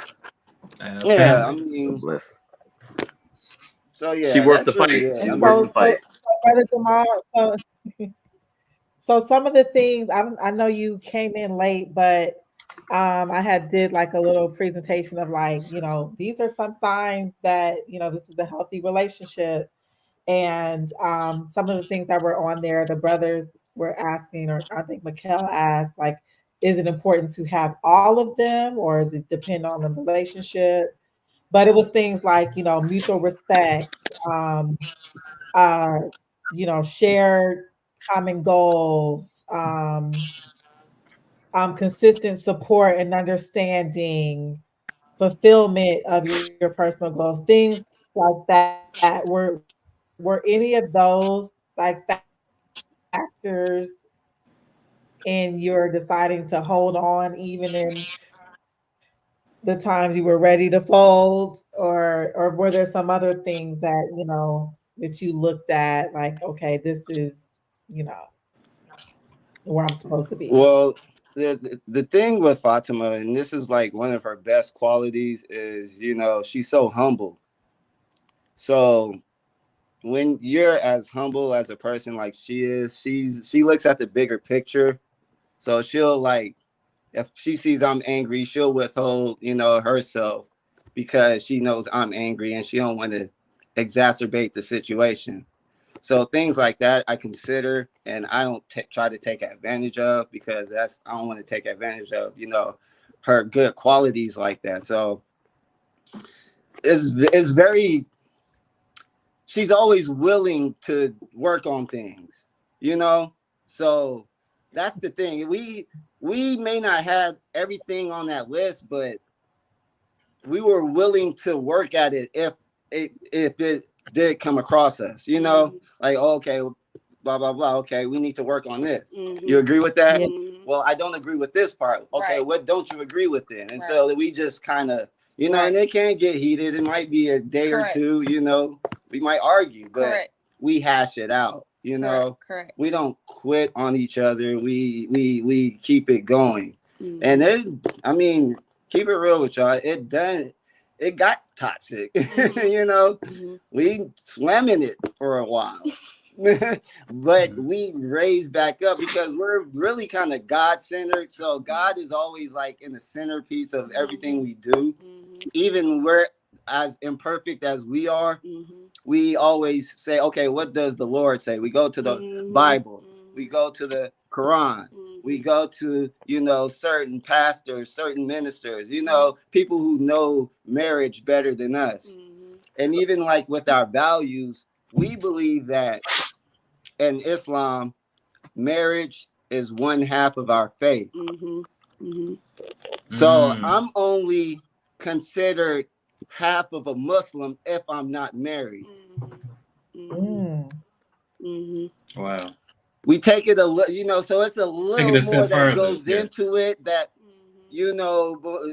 so we can't just call it quits. It's not like there's a little more that goes into it before we just, cut the cord and just move on and just split everything and, go our separate ways. Even though that can happen, it does happen. However, I know the love she has for God, and I hope that I have the same amount of love, and that's what we just kind of keep in between us, so we don't let our toxicity, just ravage on each other, because it will.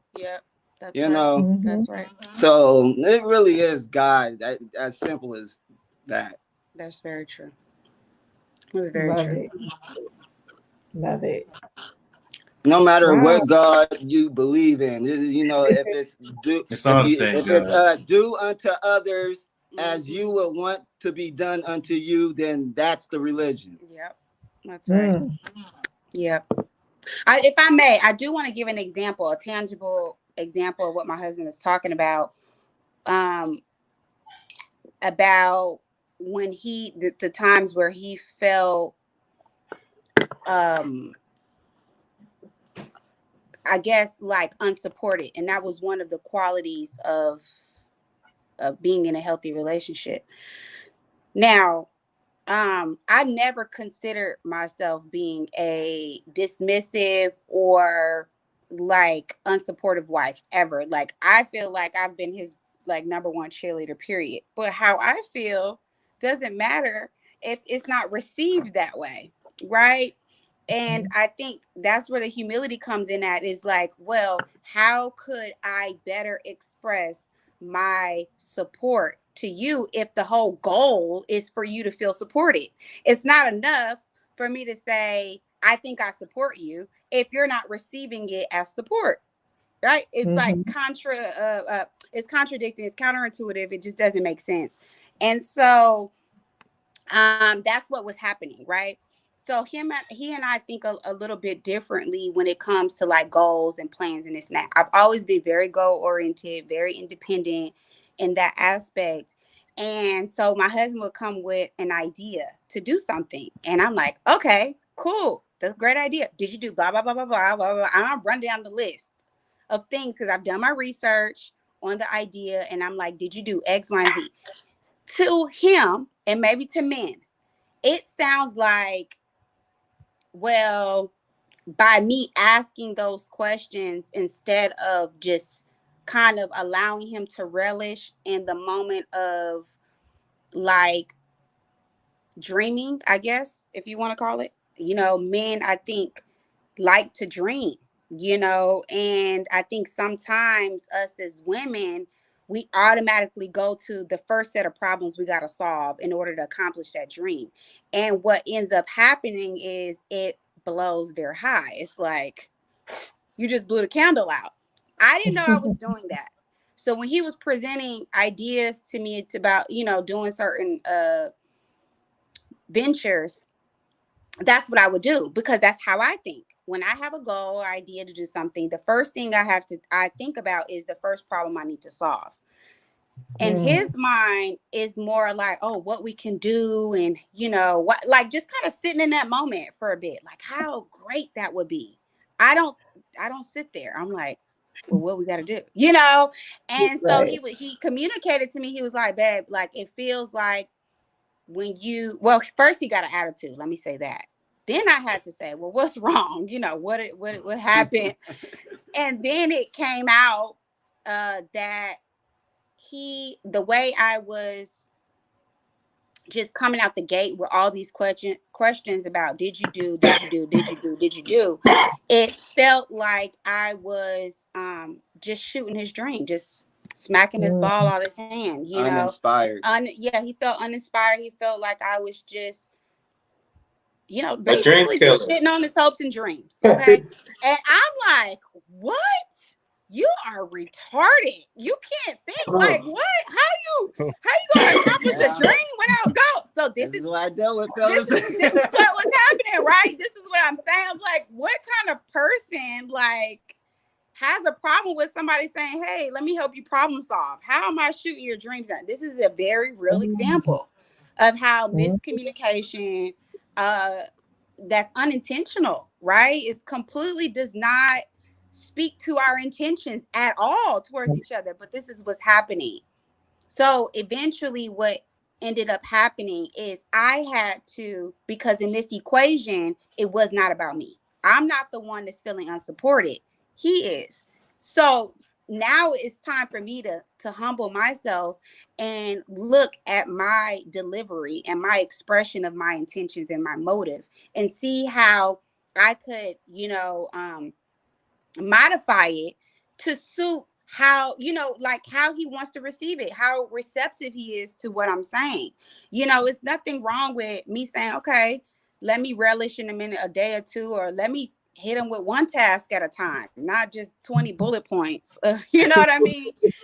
So those were things that I had to learn, but those were examples, or real examples of, at least what my husband conveyed to me of how he felt unsupported. So communication is super huge, but that's just one. I wanted to give you guys one tangible example of how we work through that. And it's vice versa. I've done my share also. So, it's just a struggle for balance, pretty much. So I think since my wife chimed in, I'm gonna go ahead and say that was something that we struggle with too. Okay. I'm definitely, I don't call it dreams, I call it like visions. Like we kind of envision how we want to move, and there's this book called The Secret, and The Secret talks about how you have to like sit in the moment allow the universe to attract it, and that's the power of, you know, they always talk about black girl magic.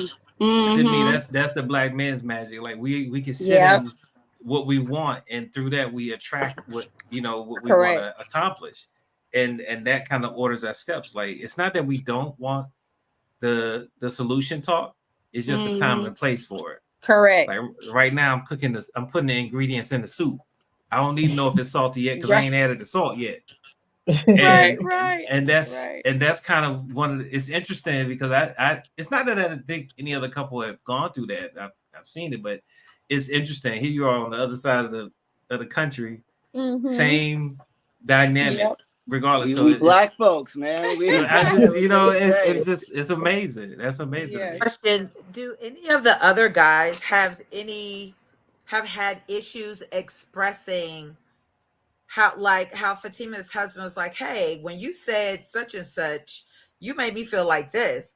I'm wondering if a lot of black men in relationships may be feeling like, hey, I don't like how this came off to me, but struggle with finding the words that say, you made me feel like this.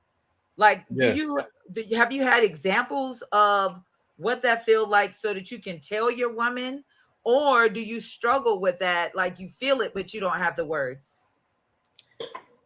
Actually, let me pray. Suppress it. Let me. No, this is a great question. And I know in our last discussion, like that was one of the things that it was a theme that came up. Like, if men could express how they feel, communicate how they feel, express how they feel in a way that we could get a better understanding, because like we just feel like we don't hear it enough, right? And I think some of the men said that we don't create the space for that. So I'm going to ask the men, kind of paraphrase what Heather is asking. I'm trying to figure out who hasn't really spoken. Okay, I'm going to start with you, Mark.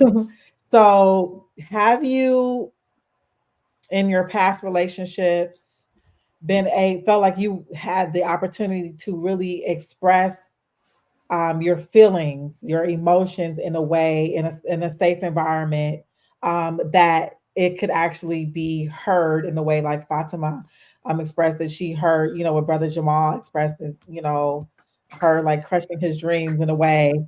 Like, in your past relationships, like, have you felt like you've been able to have that safe space to express those feelings? Was it on? It's on me? Yeah. Okay. Yeah, well, I mean, okay. Okay. Okay. I was like, no, we've been kind of like conditioned to just kind of like suppress certain things. If it's going to be conflict, a lot of times, like black men, we don't want conflict with our women.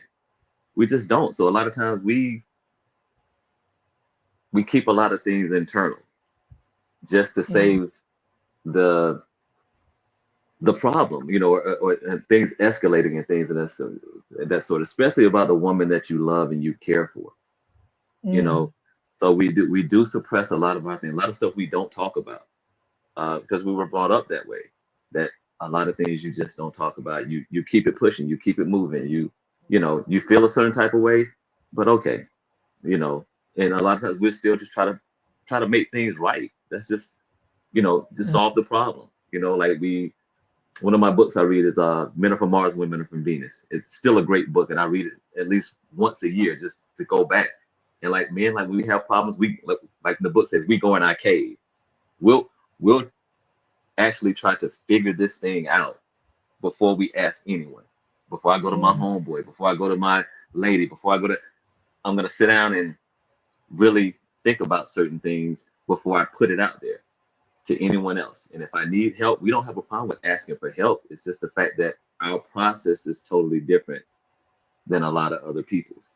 And a lot of times you don't feel like you're heard in relationships a lot of times, because your goal is to be on task, to just make sure this ship is sailing smoothly. Just make sure that everything remains okay. even if you have to take the brunt of certain things, we've all been in relationships, and women as well. You've been in relationships and things go wrong, and you find yourself just, even if that person is wrong, patching it up and just taking that one on the chin. We do it a lot as well. Just like we just take that on the chin because we know that a lot of times it's not worth it to us to let it escalate. I'm in a relationship, my lady might do something wrong and just brush it under the rug, and you find yourself apologizing, even if you didn't do anything wrong. She might have been the cause of it, but we know like your words and certain things, you always have to be careful how you speak with a woman. Like you said, sometimes physical scars are, you'd rather hear something like that happen versus, because if you say something, we know that, you can never take that back. And it'll always be brought up. So we're always careful about what we say, how we move. Many of us are, how we move. And it's just being, just being kind and just being understanding, like I was taught, I've always been taught like what to do for a woman, not what to expect from a woman. And a lot of women are brought up what to expect from a man and not really what, how to even deal with that man on any level, but you know what to expect from him. I don't know what to expect from a woman. You just, so when you get her, then, you figure this out. But I know what I'm supposed to provide, so it's a different thing, so men, black men, we know. Bar, bro. Like, you need to run that back. Right, that was good. That's a bar. That That's was a hip very hop quotable. You need to run that back. That's true. You said a lot of truth. But I mean, we think about it. We're taught always, don't hit her, don't say anything, how to treat her. But Correct. my mom never taught me what to expect from a woman. And I've learned heartache, I've learned hurt, disappointment, just like a lot of us do. Women, you know what to expect from a man. Like, this is what he's supposed to do. This is what he's supposed to provide. This is how he's supposed to treat you. This is how that way you know that love. I don't know that love because coming from a single woman household, my mom can't provide me with the type of love that my lady does. You know what I'm saying? That's a whole other ball game once we step out in these streets and we start experiencing certain things. That's why I always tell my son, he's 24 now, always understand, is she good to you or is she good for you? Always understand that. That's the big picture. Because everything that's good to you might not be good for you. It's good, but so it's just a different thing. And it's just like in today's society, we raise these boys to teach them how to treat these women, but a lot of times we're teaching the girls to grow up to be independent. You're teaching boys to chase after something, and you're teaching her to be independent, not even go towards it in a lot of situations. That's true. And Marcus, unbalanced. Can you add, and LaDonna, respectfully, because he touched on something that I think needs to be expounded on a little bit, because what you're speaking is the truth. However, I think women get this bad rep about women are emotional and we don't think logically and practically, and it's such a bad reputation. And also too, that women are so fragile, right? Women, we go to death's door to reproduce, and we ain't as fragile. You know what I'm saying? Look at the Harriet Tubmans and all these prolific women leaders. I mean, women are revolutionary, and when it comes to our strength and what we can endure, I think we don't talk enough about the fragility of the Black man. That is something that I think I would like to hear from the man's perspective, that comes into play in communication, because the man is also very fragile, and there's a certain level of care that women have to have when it comes to the man's ego and his pride, that he needs to rule. Too much of it is not good, but he needs a healthy dose of it, because no woman wants an emasculated man. At least I don't. But I think that we don't talk enough about especially men come on here, you know, I hear all the time on platforms about women don't know how to talk to a man, and women don't know how to talk. And that's true. I'm not saying it's not true, but like we talked about earlier with Heather, two things can be true at the same time. Men are also very fragile, you know, in terms of their ego. And when you hold so much in, I would say from experience in my marriage, I had to, because my husband comes from a single parent household, I had to do so much shutting my mouth and holding like my tongue for a period of time to make him feel safe enough to be expressive, to get to a point to where he's not holding things in. And it's okay, however it comes out, but let's get to a point to where you're just getting it out. You know what I'm saying? Now we're working on tone, language, blah, blah, blah, what's respectful, what's not, what's kind, what's not. But for a period in the beginning of our relationship, I was the outspoken one. I spoke about my feelings and my thoughts freely, but he was suppressing himself. To your point, you know, the man is taught X, Y, and Z, you know, basically, this is how you treat a woman. Don't hit her. Don't talk crazy to her, blah, blah, blah. And if he feels like there's something he needs to talk about that will create contention, my husband was the type to avoid it completely. And that was very detrimental, because even if he didn't speak it, he moved a certain way. Right? Oh yeah. Now we're talking about how you moving. You know, now you don't want to spend time at home. Now you want to go play basketball all the time. Now you want to go out with the boys. Now you want to avoid the dynamic altogether. And so that's not good, right? So I had to do a lot of, you know, holding my tongue at a certain point, listening more, so that he at least got to a point to say, you know what, okay, this is a safe space. She is giving me space to speak, no matter how bad it is, no matter how much she might not like it. But I think we don't talk enough about, you know, how emotional men can be and fragile. You know, men got emotions too. It's not just women. Y'all feel things deeply. We do, and you know, it's just you know, like you say, you just take it in, you just suppress it, and you know, and that's a wonderful thing that you guys have created a safe space where you as a woman have created that safe space for him, you know, over time to be able to speak with you. But it's not that easy, you know, and not everybody takes the approach that you take on that end. Yeah, brother, you right, bro. It's not that easy, like by a long shot. I mean, we still working at it, you know. It's just we've gotten to a point where we recognize the plateau we're at, though. You know, we can look down and be like, oh, we came pretty far. Okay, let's keep going up then. You know, so we still have a lot more steps to go. We just know how far we came, and it's just like, you know, if you're walking through hell, one thing Steve Harvey said that I really agree with. He said, if you walking through hell, it's a bad idea to just stop. Nah, you need to just keep walking through, like, you know, get through it. Cry, crawl, whatever you got to do, but get through it first.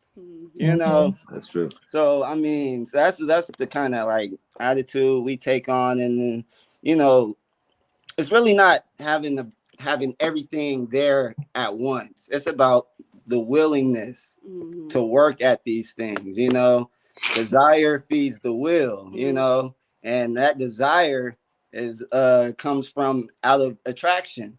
Right. And attraction is the strongest force in the universe. That's where love derives from. Right. So yeah, if you have the willingness, that's like the first step of leading yourself into something that can be love, healthy love, you know? Right. And that's something from the start. That's something from the start we have to get, you know, just kind of like build from both sides. And, you know, and it's going to take, sometimes even before the relationship starts, that we have to have the, like we say, the empathy to even just to people in general, whether you like them or not, just to have that empathy. And when they do step into your life, because even going into relationships, I look at certain things, like even as a man, and we're going to be honest about it, there's just certain things that even get to know someone, it's just certain things you don't talk about. certain things you don't cross that line. And probably about, like we said, we've been hurt in the past, ex-girlfriends, wives, whatever. And a lot of times, even getting to know someone, men just don't speak on that. You know why? Because I've had it happen. And you're just speaking about certain things, and it's like, okay, past relationships and things. And you're trying to get to know this person, and they spoke about some things that their exes did and stuff, but that's okay. But coming from a man, you get that, you'll get shunned real quick. I don't, because I don't think you're ready for a relationship because we opened up that floor.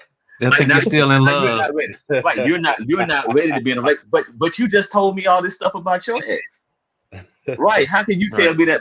But figure you're ready. But then if I speak on it, it's a dusty. Right up on them. So that's what.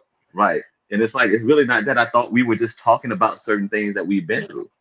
But now you see. Now the thing is, a lot of times you see that a lot of times I don't have time to be trying to heal you because I'm looking to get healed. I absolutely agree with you, bro. Like 100%. And the thing is, let me just say this real quick. You also have to, part of being self-aware is knowing your standards. What you will tolerate and what you won't tolerate, bro. Just as a man, period. And it's the same thing as a woman. You know your gotta be willing to walk away. But you also know your limits. That's the thing about self-awareness. You don't add more cubits to your height. You just live where you're at. Don't overestimate. Don't underestimate. Just estimate. Correct. So, but there's a balance. But saying as far as like holding your line, brother, as what you believe in and what you feel is respect and what you feel is disrespect, you gotta walk that about you. And when the woman feels that, this is when you they know when you sticking your chest out, and the lion, and that's what they want. They love it. So I mean, it's like a child with discipline. People act like children like discipline. When somebody gets on them to guide them in the right direction, not physically, but just guide them in the right direction. With wisdom, right? You lead with wisdom. Correct. I wanted to say, I have a totally different experience from Marcus. Like, I think that I'm kind of like a alpha male with emotional intelligence. So I'm like super dangerous. I might be your worst nightmare. And I'm a poet and you know it. So in my, present dealings, like I had a woman, her primary form of communication was threads and emails and texts. So I had to literally like navigate this because I like to talk on the phone. I'm from the 90s. You know what I mean? Hit me up. I'm going to talk to you. You can hear my tone. You can hear how I mean it. But trying to paint this picture of words without navigating all these different pitfalls of taking everything differently and this, that, and the third. I had to get real creative and draw from metaphors like Jesus. And, I had to dig deep and I only do this if I care. If I don't care, I probably won't say nothing. If I really, really care, emotions is not a weakness. Let me say that. We lean too much on our physical strength. Say that. If you have emotional strength, then if you have emotional intelligence, we all have emotions, is what you're going to do with them. You can't let them, you can't just disregard them. You can't just set them to the side. You can't deny them. You feel how you feel about however you feel about whatever you feel about. If you can't explain it, if you can't, convey it, if you can't get it across, if you can't get somebody to understand it, then that might be a time to fold them. But I'm going to say what the fuck I need to say every day. Every day. And you can take it how you want to take it. You can fold them or hold them on that day. But I'm going to say what I need to say because I don't want no false sense. I'm not going to create a bubble for you to live in because I didn't say something. Look, this is how I feel. This is what I think.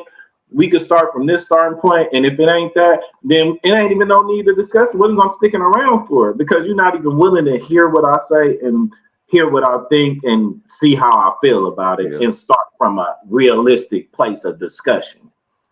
100%, okay, bro. So have you had the experience of you like expressing yourself in relationships and it was received in a way that you actually saw changes for the better, or does it Definitely. usually be like we going our separate ways? Like, I can't deal with you. Definitely. It's like making a stone sculpture. It's a chip.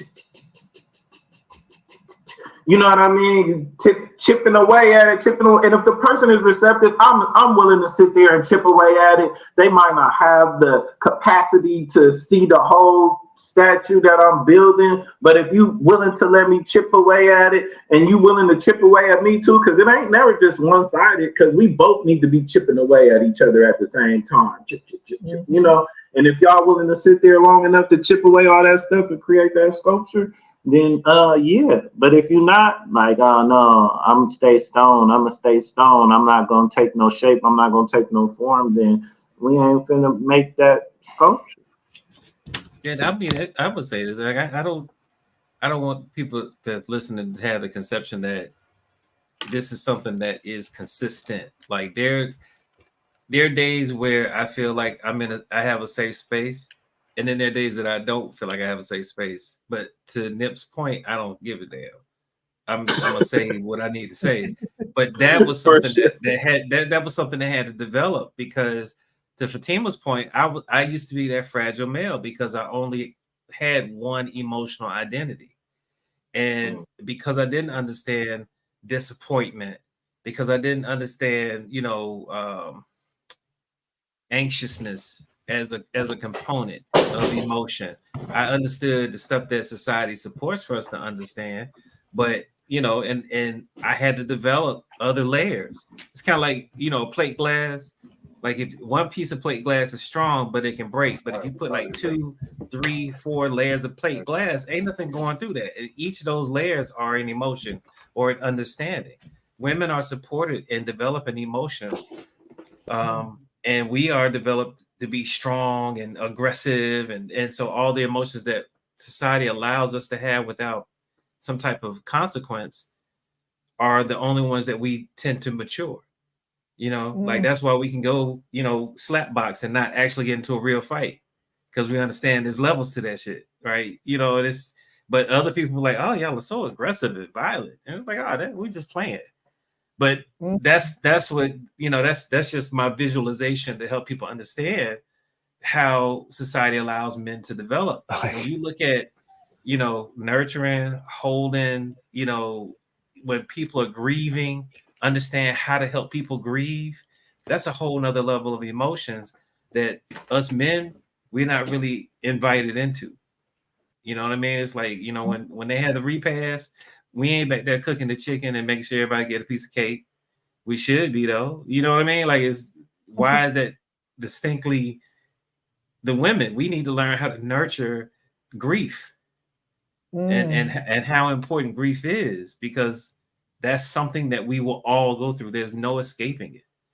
Right. And men, most often than not, we'll drink behind grief because we want to turn it off, or we'll smoke behind grief because we want to turn it off. And all that's really doing is retarding our development emotionally in that area. So yeah, we fragile. And then go ahead. Heather wanted to say something. I wanted to piggyback off of what you're saying. I believe that there is an emotional growth that's happening with men on the fly. Largely, like I think Marcus was saying earlier about being raised in a single parent household.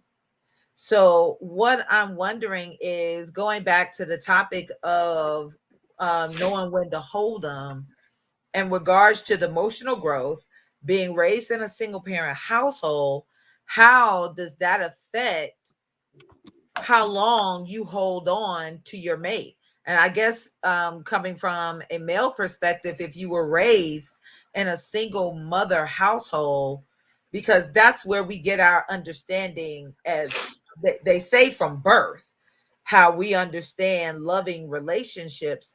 So if you're being raised in a single parent household, particularly single mother household, how is that affecting how long you hold on? Because I mean, a lot of people talk about the effects of a single parent household on the sons, but the same single mothers that raised you all or any of you that was raised us. So we're listening to the same mothers complain as the boys are. So that's in our subconscious. So when we get into relationships, how is that affecting how long you hold on? As you know, how did the way you were raised in this single parent household? Like, it depends. That depends on the age and maturity of the single parent.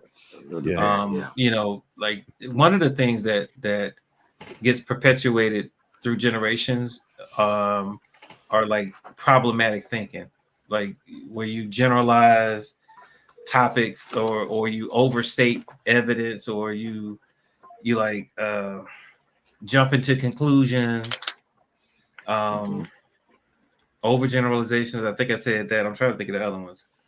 Emotional reasoning, because we were trying to talk about, you know, what to do when I can't think of the damn thing. I shouldn't have been drinking, Ladon. Now, I mean personally, whether you were raised in a two-parent household Well, or single, that's what I'm trying to get at. Oh, that's what I'm trying to get at. Like, you know, when you in most single-parent households, it's typically a younger parent, right? Just to put it on perspective, it's a younger parent, and they may not have the partner to bounce things off of. It's on mute. Right. You know what I mean? So I think I hear somebody. Oh. Damon, you good? Is he good? Okay. He just put it on mute, I think. Oh, okay. In the single parent household, they have this that's all good. They have like oversimplified or at least problematic thinking because they haven't matured. When you have two-parent household, guess what happens? You don't really have the bandwidth to think for everybody in the house, so you have difference of opinion. Then you have, you know, exchanging ideas. The child can witness that, and that's not going to be passed down. However, the studies that find that single parent mothers that may have problematic children, they show that single parent fathers didn't. And why is that? And I honestly think it's because we don't talk that much. We don't really give the child that opportunity to hear, you know, this problematic thinking, because fathers want to be logical. We can't, you know, I got to figure this out, because I would tell you, when I don't know what the effect is necessarily. I can't speak to the experience for a woman to hold a child for the first time, but I can tell you that when we hold our kid for the first time, it don't even really matter how old we are. Like it affects us in a different kind of way. It's either going to make us our worst version of ourselves because we become terrified, or we become like one of the best dad representatives we can have, because either we didn't have a good example and we don't want to have the same mistake, or we don't want the narrative to be that I sucked. Because that's what everybody, you know, is talking about. Like a lot of my success in life came from a chip on my shoulder. Oh, I can't do that. Let me show you what I can do. I'm gonna show you. You know, it never really came from passion and all this other stuff. So my purpose is typically driven behind that emotional vein I told y'all about earlier, about the aggressiveness, the anger. And that's not really the healthiest approach in life, but that's what worked for me until it didn't. And I think that's kind of what gets passed on for single parent fathers. It's like we always stick into this logic thing, and we ask for help, you know, when we doing it. And it's just, you know, we want companionship. I don't know any man that said that he don't want a woman. Right. I don't think that's true. Like that's literally never been our narrative. But like you were saying, that compassion and nurturing. My eldest son is 24. Damn, I've had my son. I'm 50. Yeah, 50. Welcome. But I had my son from birth. You know, I had him from birth. It does change you. I mean, it really does. But my sister had kids. You know, her first child was 18. You know, but I've always been in that role of like a protector, a nurturer, a father figure. I've always been that way. I've always been good with kids and don't mind teaching as I grew up and, doing some of the Boys and Girls Club and stuff. I've always just been good with children. But yeah, my son, I was like, as far as nurturing, like, yeah, like a lot of times if people were to meet my son, we always get that acknowledgement, like such a good kid, young man.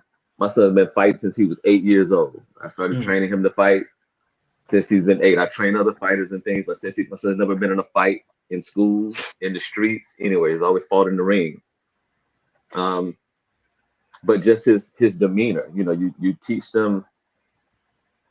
The main thing is, I teach them like a lot of stuff that I knew I didn't have and I missed out on.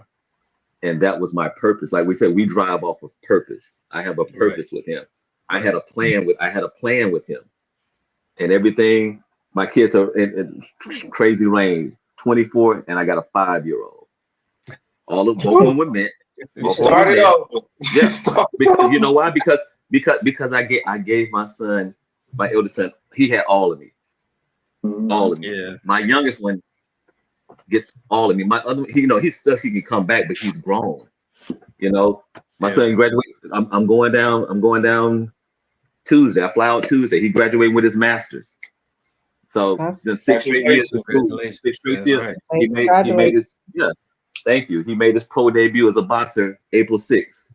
Got his first win as a pro boxer. Graduating the following month with his master's. W's. So it's I look at him like he's an inspiration to me. Well, he's an extension of you. Yeah, that's it. And he inspires me. And I just sit back and I watch him. Like, yeah, it does touch you. It does.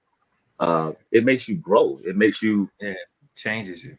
It really does. And I'm just saying, like, heartstrings. You're like, yeah. I mean, I'm thinking about a single dad. I hear about the empty nest syndrome. I'm like, when I dropped him off at school to college, man, I came back home. I was living in Florida at the time. Man, I came back home, man, and I was like, what do I do now? Yeah. Because I felt like part of my life was gone. I was just like, my youngest one, he wasn't even thought about then. But yeah, part of my life was like wow, like what do I do now? I couldn't eat. I couldn't do. I was sick. Yeah, that's called grieving. That's what I was trying to say earlier. Like, we grieve everything. Like, we don't. Yeah, man. I had to go close his room door and stuff, man. I was just like, I had to. Yeah. It's deep, but like he told me when we were going to leave, he was like, "Hey, don't worry about it, Dad. You taught me well." And all I could tell him, like, well, this is when you show me, because you got freedom. You're not coming home. You're not. This is when you should. If you tell me I did a good job, this is when you show me. Mm-hmm.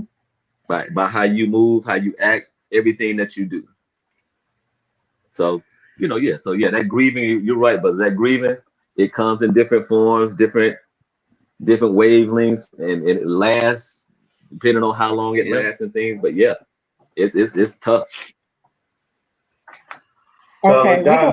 Are we holding them or folding them? That's all I want to know. Hey, hold them. Well, I hold them. I wake up every day and decide I'm married.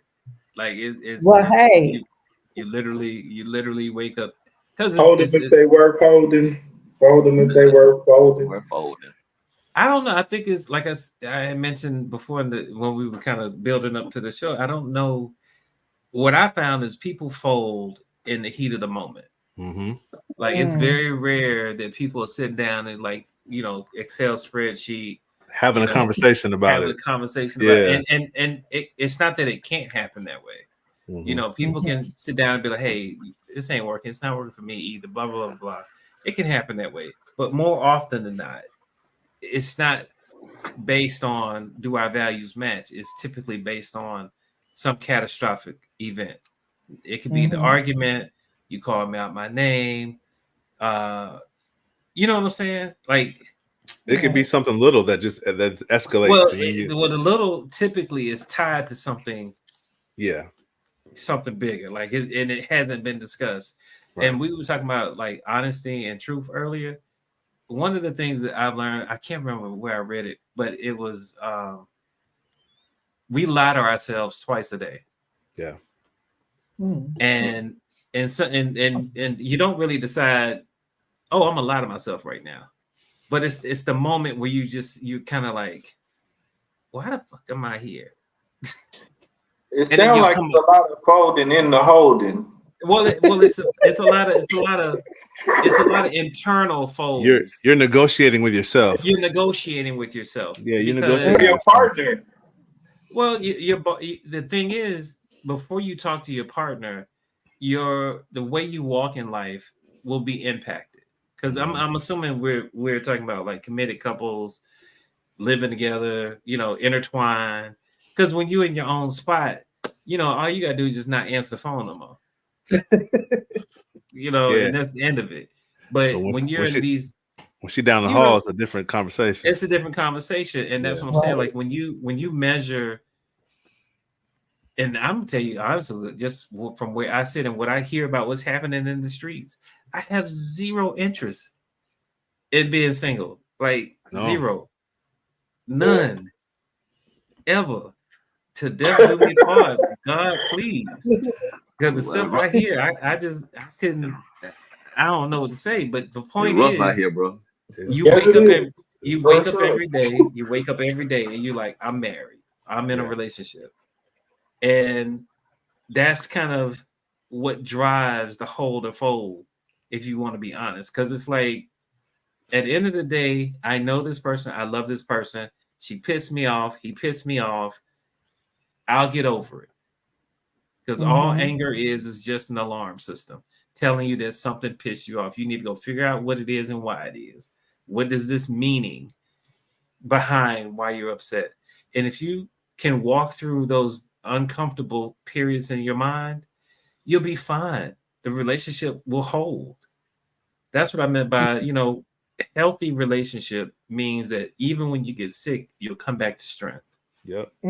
If you have these tools in place. And that's why emotional maturity and development is important. Individual development is important. I tell, and it may be biased for me to say, I tell people to go to therapy as much as they can. You need somebody to challenge your thinking. If you're a single mother, go to therapy. If you're a single father, go to therapy. If you think something's wrong with your kids, have a family session. Don't just send your kids to sessions. You know what I mean? I'm gonna call you. Fuck with me. I'm just saying, because I'm not good, bro. Hey, come on, Mikhail. Hey, I mean, I'm just saying, like that's what it really boils down to. I agree. Well, Only I need to children go. think utopia is a permanent state. I think once you become an adult, you realize that utopia is something you have to work on, especially in a relationship. You're not going to be happy 24/7. And if you think that just because you and your partner are having an argument, you ain't ready, like you're going to be upset with each other. My aunt used to tell me sometimes they're going to be the best person you ever loved. Sometimes you're going to be happy to just be friends. And that's interchangeable. You're not always going to be lovey-dovey all the time. That's right. And Prince Charles was a false narrative. It's not a permanent. The Disney thing doesn't exist. Like, throw that out the window, please. I mean, you can have like the dream wedding and dream honeymoon. All the things. Those are. But it does exist. What y'all mean? What y'all talking about? Oh, okay. Yes, it does. That's the reason why they have that show Snapped on TV. See, because you have the ideal, living in ideals, and then all of a sudden, boom, somebody's murdered in their sleep. So Dad always told me, choose your mate based off of what you don't like that you can deal with. So many people are like, they list the stuff like, oh, I love this, I love this, I love this, I love this. That's not what's gonna break you up. That's stuff so you love. True, Heather. Yeah, there's got to be a deal breaker somewhere. So it's the stuff you don't like that's gonna break you up. That's so you choose your person based off of that. LaDonna, didn't I say that before on this podcast? Yeah, I said, pick your poison. You're gonna have to drink it. But I don't like that. What flavor do you like? Wow, that's so true. Wow. Banana's poison, but can I tolerate it? Yeah. Wow, like we've been going for 2.5 hours and we still got like 15 people who are like actively engaged watching right now. I It's been see. amazing. But I gotta wrap it up because we will talk all night. I know we will. Yes, ma'am. And I was, for some reason, I was thinking that we can maybe get this down to an hour and a half tonight. I don't know what I was thinking, but to close us out, I would like for each one of us to give just one thing that we learned in our past relationships, that a lesson, something about yourself. Like, we don't even talk about the other people and what they need to work on. What did you learn about yourself that you either needed to fix, correct, face, deal with, um, to help you grow before you got into your next relationship, or that you're working on? I had to fix my Um, mouth. I'm gonna come to you last, Mikkel. Don't All come to me right. last. Damon. Ooh, I don't have one. I got a You lot. don't All So, right. just the top, the first uh, one. can I give you two? I'm gonna give you two. Okay. The first one is, a lot of us were taught that relationships have to be hard. Like, it's not a real relationship if you don't struggle and you don't fight through it and you don't. And I think it doesn't have to be hard. It has to be the way you approach it. Like, it doesn't have to be hard. Like, if you walk into the situation like, this is what we're gonna do. Divorce is not an option if you're married. We're gonna talk through conflict. If you start your relationship off saying, this is how we're gonna handle things, then it doesn't have to be difficult. It doesn't have to be this big drama and stress. And if you fight and arguing, that means you're in a real relationship. No, it doesn't necessarily mean that. Are you gonna have disagreements? Yes. But if we agree how we deal with disagreements, this relationship just got easier. Because now I know that she's not gonna cuss me out every time she gets mad at me. Now I know that I'm not gonna get in the car and drive off for 4 hours to get away from her because I don't want to deal with her. Like, we agree on how we deal with the relationship. It doesn't have to be as hard. That doesn't make it a good relationship just because it's difficult. That doesn't mean anything. That's the one thing. And then the other thing is that just because somebody tells you they love you doesn't give them the right to treat you poorly.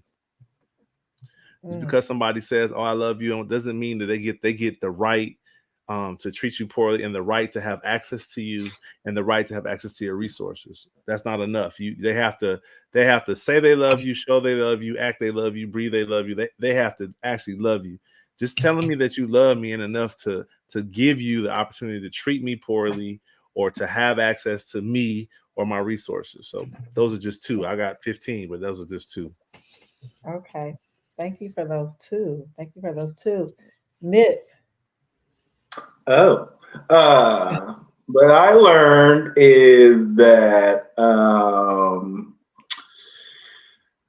the true meaning of the serenity prayer, the answer to it for me was that to accept the things you can't change and to change the things you can. The wisdom of the difference. The wisdom of the difference is the things that I can change are me. And the things that I can't change are other people. So that was what I hold on to. As much as you want to change other people or other situations, the change literally has to start with you, and that's the wisdom to know the difference. Love it. Thank you, Heather. Okay, what I have learned, being as though I'm going through a foldum. What I have learned. I'm going through a foldum. However, in that I have learned that not all foldums are bitter. Some can help you explore yourself. All of them really. Whether you decide to hold on to a relationship, if you got a question either one, it should be a reason for a deep dive. And don't be afraid to be vulnerable with yourself. That was big for me. And it's easier said than done, because what I realized is that there are things that I wasn't secure enough to even say to myself. Like things of, you know what, I'm feeling this way. I'm insecure about this. And insecure just means that other people can see it, because we all have insecurities. But if someone says you're insecure, that means you're not addressing it. You're not addressing it if other people can see it. And so I learned that it is okay to be vulnerable with myself, and it's okay to see myself and to give myself grace in that. And so I that's what I got out of, Love it. moving in my relationships. So That's beautiful. It's beautiful. yeah. Marcus. Mine is pretty simple. I learned to stand on your boundaries, and in doing that, be accountable. Mm. Understand, like, anyone that you deal with, that at the end of the day, this is something that you wanted. It might not be, it might not work out the way you wanted, but always keep in mind that this is what you wanted, and that's just being accountable in the situation. It may not work, but I asked for this, I pursued this. And if it doesn't work, it's okay. It's okay, but you fight for it. You still fight. You make sure you fight for it if it's worth fighting for. And if it's not, you just got to be man enough to be like, okay, I'm okay with walking away with my boundaries, my accountability, and sanctity in place. So just main things, just being accountable for your situation. That's awesome. Yeah. All right. The Muhammad's. Fatima, you go first. Ladies first. I would say two things. The first thing is that I learned from my previous relationship is how that person relates to themselves is more than likely how they're going to relate to you. So if that person is not committed to their values, they just say things and don't follow up. Their word is not good. It's not going to be good to you. If they're extremely critical of themselves, they're going to be critical of you. So these are things I learned. So the first thing I think is important is, how does this person relate to themselves? How do they look out for themselves? And that's going to be a huge barometer of how they're going to treat you or relate to you in your relationship. The second thing that I learned is that no man can carry the burden of another. So doesn't matter how much love you have for somebody, or how much you like them, or how much you want something for them, you cannot carry their trauma. You can't carry their problems. You can't fix them. You just can't. And if you try, more than likely, you're going to hurt yourself pretty bad trying to do that. So even in a relationship, 14 years in, we have respectfully agreed we are responsible for our own happiness. My husband contributes to my happiness, to my peace, but he is not the source of it. He cannot bear my burdens. He cannot take away the walk that God has for me in my life, and nor can I do that for him. So respecting that, understanding that, has allowed us to give space to each other to be individuals, to grow at the pace and the speed that we need to. And, I give him space and room to be a new man. As much as he wants to change and grow and do something different, I give him space to be that. He's on his own path and his own journey. And I shouldn't be doing anything to stifle that. But if I'm focused on my journey and my path and growing as an individual, then I won't. I'm too busy, with myself. So those are two things that I learned that I didn't have understood in my younger years when I was dating, and I caused a lot of unnecessary heartache and pain to myself by doing that, consuming myself with somebody else's agenda. And so I no longer do that, you know? So you can leave it off. So. Sorry, we got a lot going on. I got a 12-year-old, a dog. So you see us doing this, we listening, but we got just pulling all kind of directions. But yeah, so those would be my two things that I've learned. Those two things. It wasn't supposed to be, but Damon set the tone. He remixed the question. Go ahead. Oh no, I got one thing to share, and thank you guys for allowing me to even say something. Just being receptive. Like I said, I learned a lot from everyone on here, and I like to hear in on and listen in and dialogue again. So yeah, with that being said, one thing that I learned, and this isn't even about like my relationship with Fatima. It's just me, like I learned with just talking to God and connecting with him and connecting with the sources. Man, can't nobody make you happy but yourself. Correct. Bottom line, you are responsible for your own happiness. Yeah. I mean, you're not responsible for what happens to you. That's out of your control, like my brother said. Things that you can change. But how you respond is what counts. So that's the part that's on you, and it's the pursuit of happiness. You have to actively look for it and go after it. It's just not something that jumps in your lap.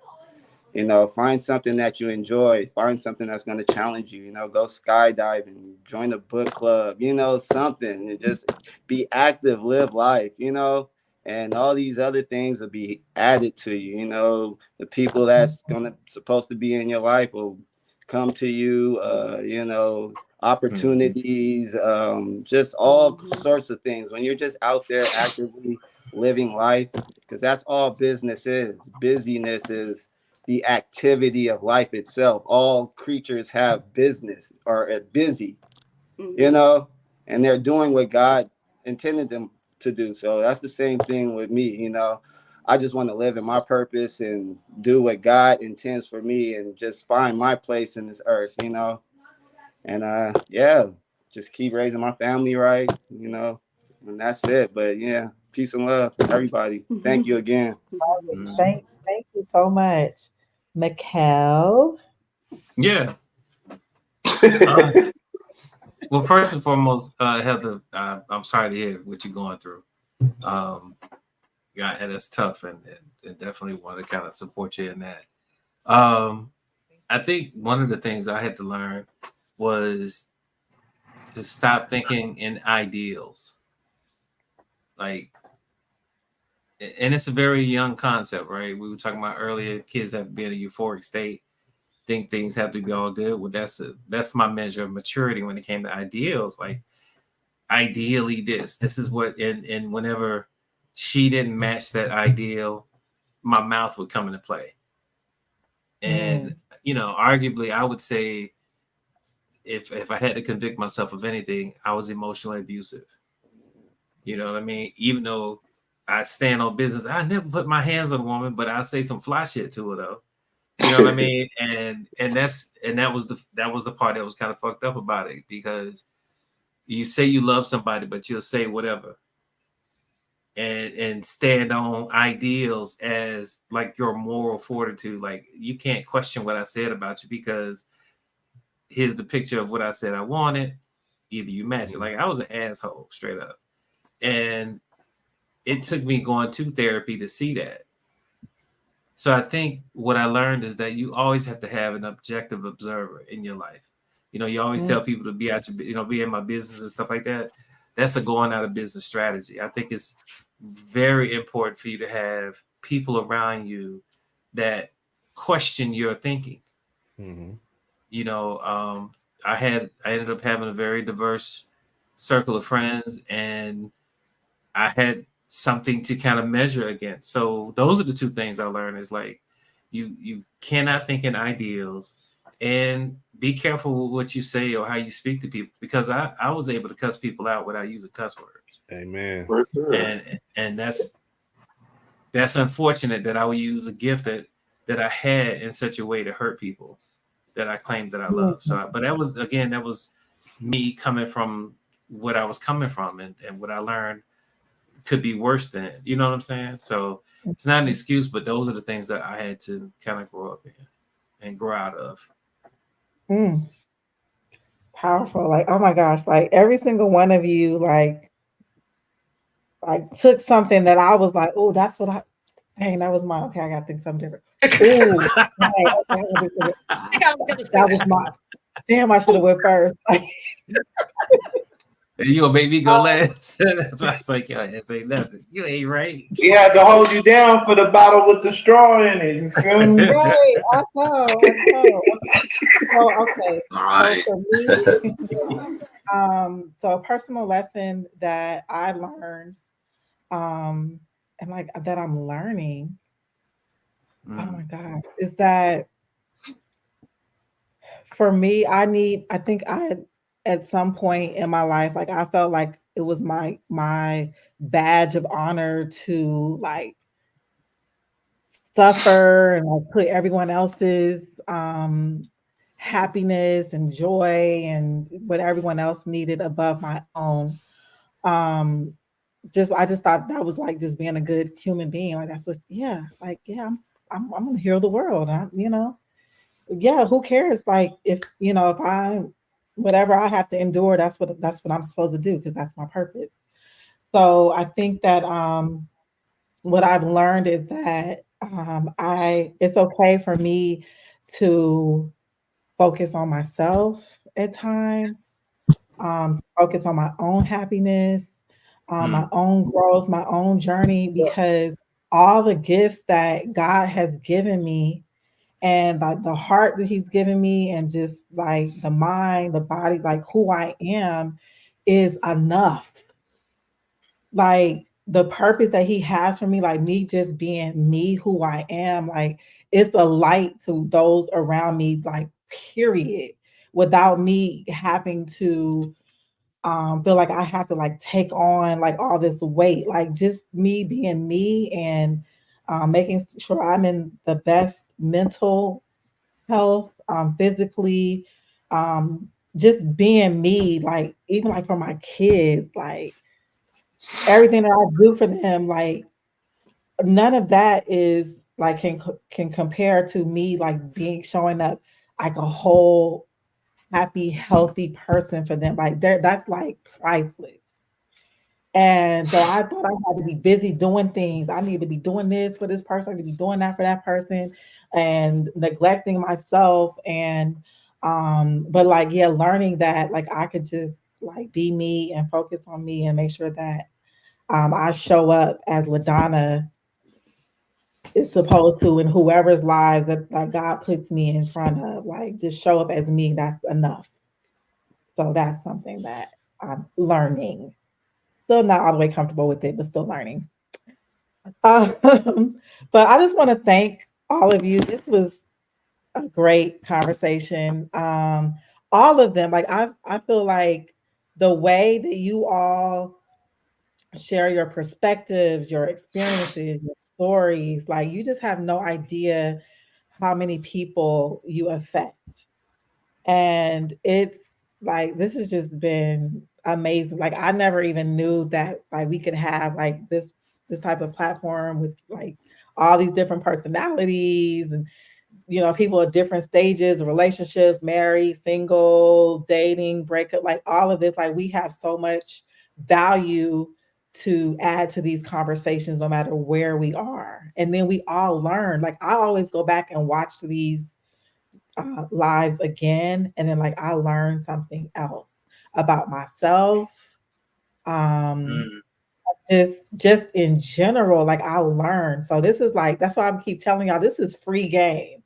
Okay, so those of you that like stayed on from the beginning for the whole almost 3 hours that we've been on here, I hope you enjoyed it. I hope you got what you needed. I hope we, fed your soul.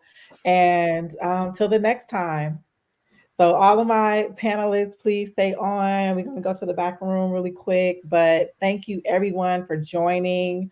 Yeah, this was great. Thank you, everyone. Peace. Bye. Peace.